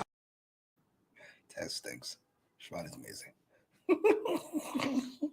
fell off when Private Party and Daniel Garcia won and stopped caring about Mox and Drew. Referred them to titles and they gave zero fucks about it anymore. Yo, like literally, they have all the makings of making this feel like it is a storyline that is affecting multiple people in the company, because that is correct. The whole rise of Private Party to tag team titles started with Moxley saying, "You've been stagnant for 5 years. Here's a wake up call," and hitting him over the head with hitting him over the hand with the hammer. And then everything with Garcia coming back and him standing guard with the rest of the baby faces started his rise to the TNT championship. And they've literally not even mentioned each other since they won the titles. It is jarring to me. You would think it'd be a big plot point that you told you a week. They broke one of their fucking hands and thumbs, I remember. Yeah. What the fuck are we doing? And then they win, and it's like, oh, well, no apology from Moxley, no acknowledgement, no, we're not done with them. We care about this place. No, nothing. Just it should just be Moxley coming out and be like, look what I did. I said I would break everything down and rebuild it into its own. And now I've rebuilt Private Party into tag team champion. I rebuilt Daniel Garcia into your TNT champion. Who's going to be next to step up so I can rebuild them as well? I bought some fire out of Orange Cassidy, who's been lifeless for the better part of this year. We ain't got to do all that. You don't get to that point. We can do all that. He was like, "You were cooking," and then you like. But no, thank you for the super chat donation, Christopher Kidd. 100% agree. Like that is a big talking point that should have been like followed up on to make the Death Rider storyline feel all encompassing in AEW. Like I said, I've just been saying this for weeks now. Like the reason why that WWE has such quality storytelling is that everything is interwoven. And most of like the main storylines from 2024 all stem from one storyline. It's the Bloodline. The Bloodline storyline is the whole genesis of Drew McIntyre turning heel, which led to Drew McIntyre versus CM Punk. The whole genesis of Kevin Owens turning heel is Cody Rhodes teaming with Roman Reigns. And now we got the Cody Rhodes and Kevin Owens storyline. Like so far and so forth, it all stems from that one storyline. So if you can have a main overarching storyline that basically you can branch off into other stories, that is great and connects everything and makes it more kind of like engaging for the fans, where you're paying attention to stuff. You're being like, oh, I can understand how that led to that and that led to that. So much of the AEW storytelling, it's just in pay-per-view blocks. It's just like, it's a lot. You can tell just by watching this product that a lot of it is, okay, Full Gear is done. How are we going to get to World's End? When he should be saying, hey, what's our plan for All In Texas? And then let's work our way back. But that doesn't seem to be even on the objective for AEW and Tony Khan. I'll give you a hint. It starts with a D and it rhymes with dummy. I'll give you a hint. His name starts with a T and rhymes with dummy. Tony, dummy. I don't know. We got another super chat donation here from Chuck Berries. Thank you so much, Chuck Berries, for the support. Thank you. Fuck you. Bye. Chuck Berry says, Hurt Syndicate still needs more recruits. Besides Mad Max, how about Shane Taylor? He could use a character upgrade. Shane Taylor is the leader of Shane Taylor Promotion. That's something that I think they can do more for on Ring of Honor, because that's like a Ring of Honor angle that stems from that. They could probably do more with him on AEW, and I think that he could work with the Hurt Syndicate. I just don't think he would work right now with the Hurt Syndicate, because they just put like the Infantry, a part of Shane Taylor Promotions. I think they're going to do something with them, especially if Ring of Honor is able to get a TV deal. They might be getting more TV time over there. Is a TV deal on the horizon? We've been saying that's what I keep. 3 years. That's what I keep being told. Keep being told that. Who the fuck is telling you that? Whoever that is, you need to I'll be nice. Listen, how do I say this nicely? We need more Negroes in this group right away. I like the Shane Taylor Promotions idea but that feels like down the road. Maybe they're a subsidiary of the Hurt business, Hurt Syndicate. I really don't like Syndicate. Can I be honest? I really don't like Syndicate. I don't like it as a real life word. I don't like it as a wrestling word. Definitely. Like, what kind of evil villain shit is this? A syndicate? You're a business. The Hurt villains. Sure. the Hurt conglomeration. Like, next up, we go to the ring as Anna Jay is going one-on-one with Penelope Ford. I appreciate them. Say that again, out loud for the people at home. One more time. Anna Jay going one-on-one with Penelope Ford. I appreciate them doing a video package for this matchup. I just would have appreciated it more last week to set it up for this week. There's no excuse for this match at all. I don't care what anybody says. First of all, the Hurt folks is fantastic. The Hurt people. That's what they should be called. The Hurt people. They hurt people. Anna Jay and Penelope Ford in 2020 fucking 4. Good Lord. Decision. Yeah, we got the video package documenting their past from the Daily Place days and their bloody tag team street fight. Jay offered a handshake at the bell, but Ford kicked it away. So Jay shoved her down and they started slugging it out. Flying forearm sent Ford tumbling into the corner as Jay wanted a hanging neck breaker between the ropes, but Penelope raked the eyes and hit a springboard double knees on the apron. Both ladies awkwardly tried to swing each other into the guardrail, but then Ford just kicked her and then went back into the ring. She then sent her into the steps. Ford controlled almost the entire break. She had a handspring corner elbow looking for a moonsault, but Jay swept the legs out.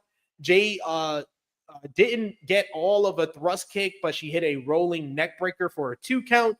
Penelope was able to fight back. She gets in a Muda lock and looks like she is trying to get the submission victory, but she can't hold the bridge as Anna is able to get to the ropes. Ford, for some reason, opts to argue with the referee instead of following up, which leads to Anna Jay hitting the gory bomb for the 1-2-3 to pick up the victory here. Post-match, Anna gets on the mic and she calls out TBS champion Mercedes Moné, who quickly obliges as she struts down the stage and says that if Chris Statlander, the biggest and the baddest in the AEW women's division, can't beat her for the TBS championship, what makes Jay think she can? Monet said Mariah May must have kicked her a little too hard in the head, but she admires her confidence. Mercedes said that Anna should come back in 10 years until she's done something in this business first, sweetie. But then Jay slaps her across the face. She then calls her out to fight her right there and then. But Mercedes looks at her watch and she decides to retreat with her TBS championship and NJPW Strong Women's Championship. But then it is announced that Tony Khan has decided it will be Mercedes Moné defending the TBS title against Anna Jay in 2 weeks' time on AEW Dynamite Holiday Bash from Washington, D.C. What the fuck? Are you serious? This is an all-timer. We gotta have a discussion. We got time. We have to have a discussion. Where's Mercedes Moné rank as all-time flops? And who gets the percentage of blame? We can throw it all around if you want. We can give some to you and the rest of you people who thought she was going to be the savior. We can give some to Tony Khan, some to Peppermint, some to Mercedes, some to Britt, some to Sheeta. There's enough to go around. Good Lord. What the fuck? This is jarring to me. First of all, let's not get off of Mercedes yet. We got to talk about Dummy first. Anna Jay and Penelope Ford. In 2020, almost 2025, Anna Jay and Penelope Ford. Didn't Anna Jay just lose to Mariah May? That's what somewhere, right? What the fuck is she fighting for the bigger belt for now? Yes, you heard what I said. The bigger belt. What is going on? Whose idea is this? Who wants to see? No, I don't care how much she's improved, and I'm not entirely sure she has. She's still Anna Jay. I'm sorry. There's been nothing that happened on AEW television to make me feel any differently. And put on before this push that came out the blue with the Jamie Hayter feud, however long ago that was. Not supposed to care. Only a few weeks ago. Jesus, what the fuck are we doing? And then it's like it's not even different from anything we've seen. The same fucking feud Mercedes had the last 2 times, where somebody wants to fight her and she don't want to fight. This is the Brit feud. This is the Statlander feud, except with an inferior fucking opponent. We're going in the wrong direction. What the fuck is going on? I don't understand. I really don't. I really don't get it. I like Anna Jay. That's strong. I don't hate Anna Jay. What are we doing? Yeah, clearly. I don't want to sound sexist. I can't sound sexist. It's impossible. It's impossible to sound sexist because I shit on Tony Khan all the time. It's impossible. I will say this. She's stealing money. This is theft. This is the highest order. There's no way she's trying her best. It's impossible that your best, Emmy Award-winning best, is what's been Mercedes the last 7 months. Impossible. It's impossible. I don't believe you. I don't believe you. That is all. You got that off your chest. You seem to get this off your chest every week. This is an all-time terrible. I feel like you did the same rant last week. This is an all-time terrible 7 months. She's had how many great matches in AEW? At least 3 or 4. Let's give her fucking 5. I'm gonna add 1. That means she's done 5 good things since she's been here. What the fuck is going on? No. This is insane. The contract signings with Lillo and Britt Baker were both great.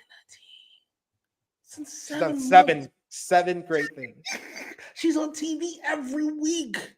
She does one great thing for every month she's been in AEW. What the fuck is going on? And it's mostly booking. If you would have asked me, when she get here, March?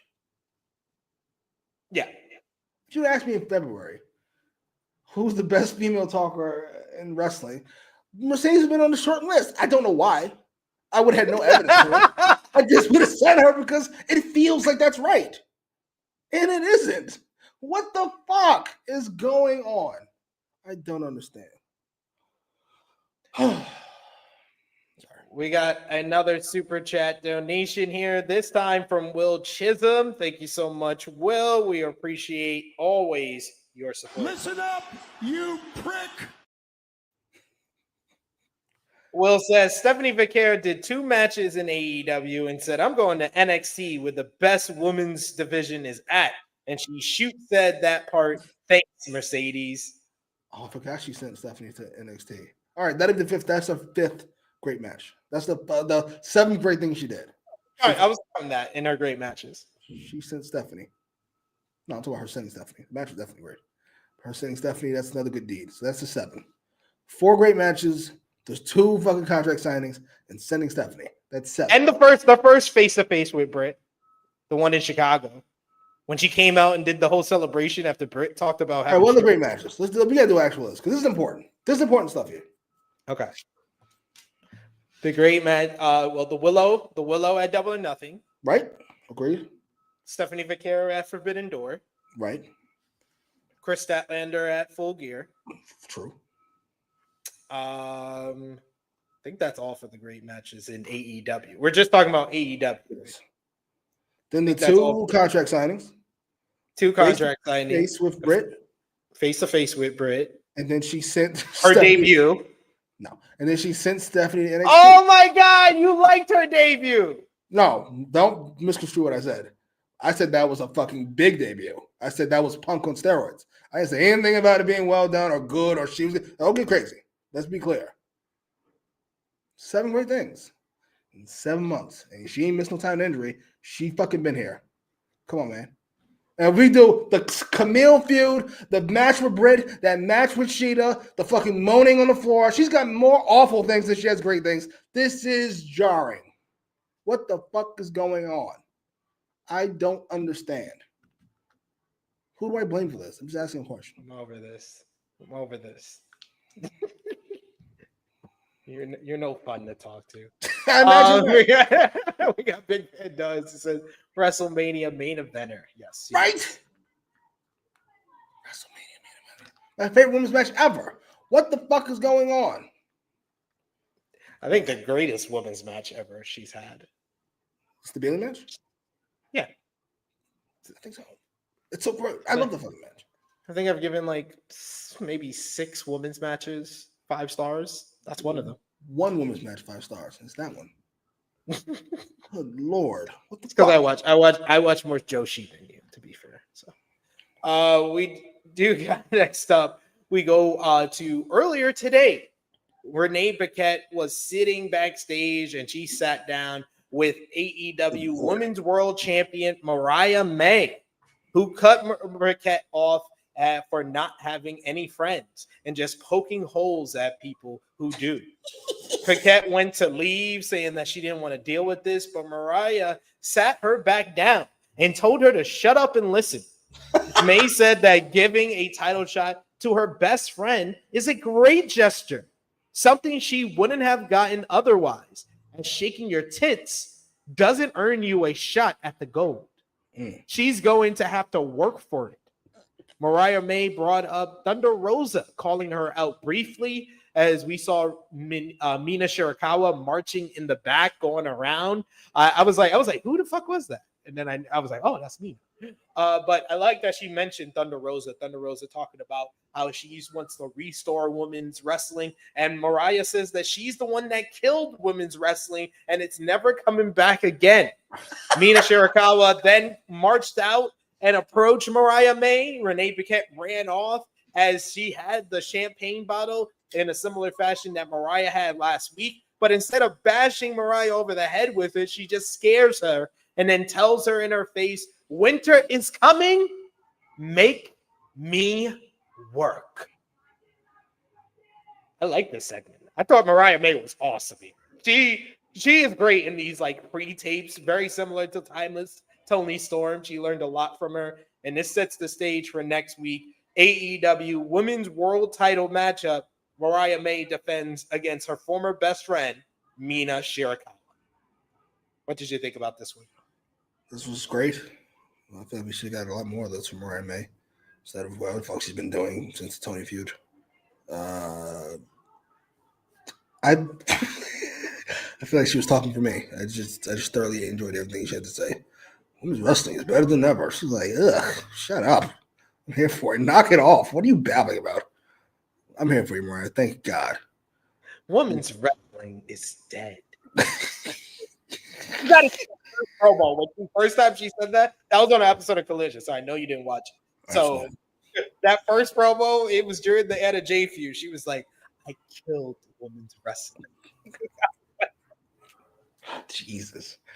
She looked great. I'm looking forward to the match with her, Mina. I assume we're gonna get a Toni Storm return at some point shortly.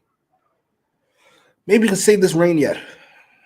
I'm thinking they do it at World's End to set up Toni and Mariah 2 at Grand Slam. Which is when? February, second week of February. Jesus. And when's World's End? World's End the end of December 28th. Do we wait a month and a half for this fucking match? Why? You already had it. Why are we saving these matches? I'm sorry, I said it before. Unless you want them to just do it on the January 1st Max debut. Goddamn right. Well, sure. Do it on the Max debut. The only Storm versus Mariah May 2, which already should have happened that many fucking months ago. Good Lord. Gotta save it. Because it's fucking Austin and Rock. What? Get to it. Get to the fucking match. For the women. For the women. Yeah, for the women, sir. Goddamn shame. Oh man, Christopher Kidd did the tally on Mercedes saying matches Willow, Stephanie, second Cheetah. No, the first Cheetah match was better than the second Cheetah match. Second Cheetah match was all out, wasn't it? I was like, no, that wasn't good. It was definitely that wasn't good. Yeah, that wasn't good. The first one was good. The second one wasn't good. She said segments, Willow contract, and Brit celebration. The Brit contract signing was, I think, was even better than the Willow contract signing. Don't forget that huge number she did for her debut. And then I told you that was awful. And you told me I was ridiculous. Then she did worse and worse and worse and worse. I don't forget anything. And I'm never letting it go. Ever. Never. He never lets anything go, guys. And then finally, we had our main event of the show, Jimmy. AEW Continental Classic Gold League action, as it was Claudio Castagnoli of the Death Riders going one-on-one with Brody King of the House of Black. Both men wasted no time swinging for the fences at one another. Neither man went down initially until King flattened Castagnoli with a big hard chop. Castagnoli's chest was already beat red at this point. He went to work over King's injured right arm that has the cast on it. King battled back with a running sendown for a 2, but he missed a corner attack, which allowed Castagnoli to drop kick the leg out and hit a double stomp before wrapping King's arm around the post and repeatedly slamming against the post. Castagnoli worked the arm throughout the entire commercial break. King mounted a comeback, planting Castagnoli with a Death Rally driver for a 2 count. King was bleeding from the nose at this point. Claudio sidestepped a charge and then hit a massive pop-up European uppercut for a 2 count. That was ridiculous. I did not expect to see that. Castagnoli got a DVD of his own before connecting with hammer and anvil elbows. This did nothing but fire Brody up, who got to his feet and waffled Claudio with a big lariat for a 2. Even with the bad hand, King kept throwing chops harder and harder, ultimately wincing every time he hit Claudio. So he switched it up and hit a corner splash. Crowd was heavily behind Brody at this point, who connected with the cannonball for a close 2. Castagnoli tried a springboard uppercut, but King swatted him out of midair with a forearm. We got big "Let's Go Brody" chants at this point as he spiked Claudio with the power driver for a 2. King wound up for a lariat, but Castagnoli bailed outside. Brody was out after him. He kept throwing chops before sitting Claudio down and tried for a running cross body shot, but he missed as Claudio moved out the way and he hit the barricade.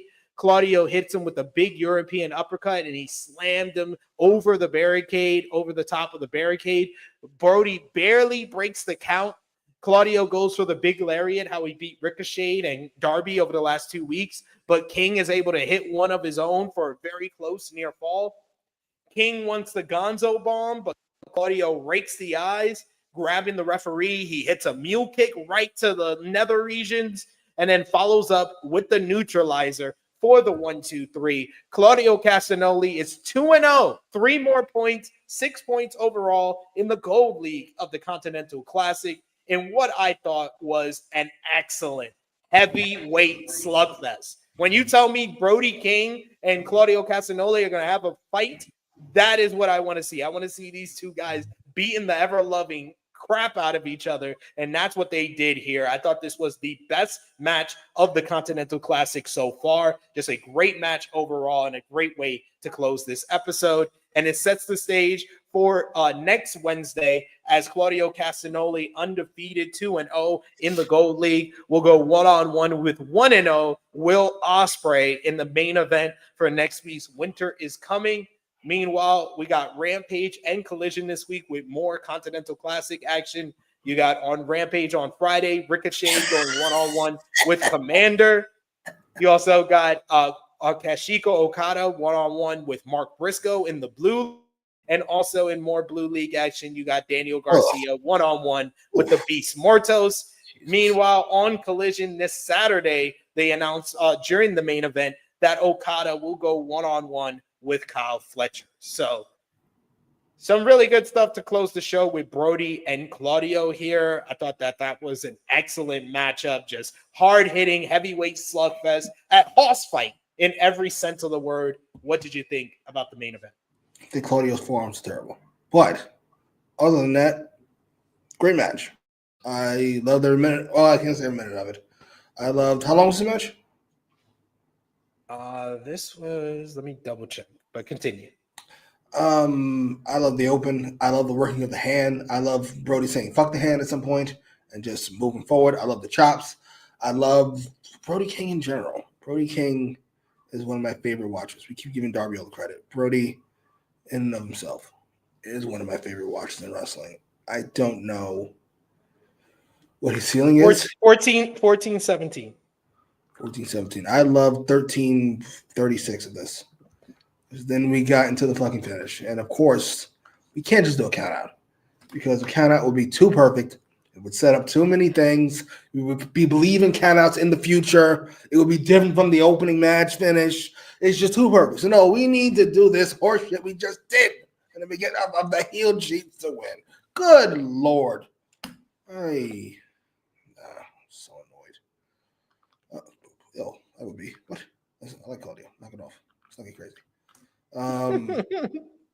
Yeah, it was fine. It was fine. I really enjoyed this match. Match of the night? I don't know. We'll see. We got time. It's like we'll see. We'll figure it out. All right. Well, fair enough. But I enjoyed this one a lot, and I'm excited for Winter is Coming. The card is got a bunch of really good matches. We're gonna get Brody King on Dynamite 3 weeks in a row. When was the last time we said that? Who's he fighting next week? Ricochet. Ooh. How many wins does Ricochet have? Ricochet is 0-1, but he's gonna be 1-1 because he's facing Commander on Rampage. He's winning to be Commander. Fuck. Is Hollywood gonna have Ricochet be Brody King? I can see it. Oh, me too. God, I hope not. Unless they're gonna build they can't build. I was gonna say they can build Ricochet as the rallier. He could go 0-2, but he's gonna get a win against Commander. There's no way Commander beats him. I want you all to pay very close attention to this Ricochet match with Brody King, and I want you to watch, observe, and then once it's done, I will accept apology in all forms, verbal, written, or otherwise. Watch how much better the Darby matches are than this Ricochet match. And then you will understand that wrestling is not about flips. You're welcome. I'm just saying. You're going to see. Same guy. You proved your point? Brody, you're going to see. You're going to see. Damn, Ricochet ain't that good. I know. I've been trying to tell you. Now, as far as the format, I know you said your thoughts already on the lineup and the participant, the field for this year's Continental Classic. Do you like the fact of how they're doing the matches, splitting gold and blue, how last year it was all gold on Dynamite, all blue on Collision? This year they're kind of mixing it up. Do you like that, or you rather the gold be on Dynamite and blue be on Collision again? I like it as an idea. I like it in theory. Especially when you put those awful fucking matches on Rampage. But I do think there should be some steadfast people on Dynamite and Collision. We should get all the Osprey matches, all the whoever matches. But it's fine. It's fine, for lack of a better word. That is fair. But we've made it to the end of this episode of AEW Dynamite. Let us know in the live chat what you thought about this episode of AEW Dynamite. Give us your thoughts, your opinions, your hot takes as we close things off. Final call for Super Chat donations. And, of course, we do every one of our reviews on the True Heel Heat YouTube channel. Give us your match of the night, your MVP, your LVP. Thumbs up, thumbs down, thumbs in the middle, and out of 10, what did you give the show? We got Derek in the chat who says, SP3 and Jimmy, you both liking the Wrestle Dynasty card. I'm excited for Shota and Claudio. Brody and Finley was recently added to the card. I doubt that Jimmy Macram knows one match for Wrestle Dynasty, let alone the card. Brody but Finley? I am. I mean, because it's right in front of me. I mean, other than the matches that are written down right in front of them. I do like the card. I'm looking forward to Kenny Omega's return against Gabe Kidd. I think that's the match that everybody should go out of their way to watch on that show. And of course, Zack Sabre Jr. versus Ricochet should be awesome as well. But yeah, I like it. But I'm more interested, I'm more intrigued by the January 4th Wrestle Kingdom card than the January 5th card. And Jimmy has no thoughts because he only knows the two matches you just named. But for me and Jimmy, for the December 4th, 2024 edition of AEW Dynamite in 3, 2, 1. Thumbs up across the board from both of us. Jimmy, out of 10, what did you give this week's show? 7. 3 good matches, some terrible Mercedes, Anna Jay, terrible Kyle O'Reilly, fun Hurt Syndicate. That's about a 7. I give 7. I'm going to go with an 8. I give this week an 8 out of what? 8 out of 10. I'm going to give this week an 8. I thought the 3 really good to great matches on this show really drove up my enjoyment of the show overall, between Fletcher and Shelton Benjamin really meshing their styles very well in a very good opener. The great match between Switchblade Jay White and Pac. Wouldn't believe that was their first ever matchup with each other, because they had chemistry like they've been working with each other for years. And then the main event with Claudio and Brody, exactly what I wanted from them. Swerve was great and very much over with this crowd and looked great in the squash against Max Caster. I enjoyed the Mariah May and Mina Shirakawa final build for their matchup. Y'all can take the whole Cole and O'Reilly stuff. That's the main thing on the show that I really didn't enjoy. But even stuff like Chris Jericho, I usually don't enjoy, I enjoyed on this show. So 8 out of 10. Jimmy, your match of the night. This is really close for me. I probably enjoyed the opening match the most. I'm gonna go with the main event, even with that heinous finish. I am also going, you know what? I'll switch it up. Even though I do think that Claudio and Brody, best match of the C2 so far, I'm going to go with Switchblade Jay White and Pac. I thought those two guys just meshed so well. That was such a great matchup. So I'll go with them this week. MVP for the show, Jimmy. Swerve. What the fuck is going on here? You know what? Because he might never win it again. I give him Max Caster. You're fucking fantastic, sir. Keep up the good work. It was like you played your role to perfection. To perfection. I'm going to give it to Kyle Fletcher. I thought Kyle Fletcher came off like more of a rising star than he has on AEW weekly television in a while. I think that the Wrestle Dream and the Full Gear match with Ospreay made him come across like the star to watch, the star on the rise, the breakout star of AEW for 2024. But he hasn't looked like that much on TV. This week he did. He was smarter than Shelton Benjamin, getting the win here. Had a very good matchup with him. So I'm going to give it to Fletcher. LVP, Jimmy. This is close between Peppermint and Dummy. You know what? Yeah, I'm gonna go Dummy because Peppermint just got Mercedes on her hands. Cole, MJF, O'Reilly, Anna Jay. Yeah, sorry, Dummy, you're up again.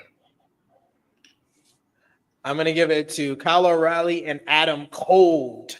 Cole. But his act is very, very cold right now. So yeah, that's the thing that I dislike the most on the weekly AEW television right now. Jesus, it's Adam Cole. I know, it's crazy.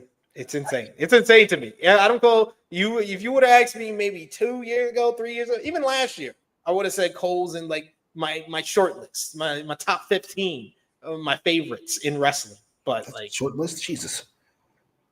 Top 15 favorites. I can't say the best favorites. He was in there, but not anymore. Not anymore. This has not been good. Not been good at all.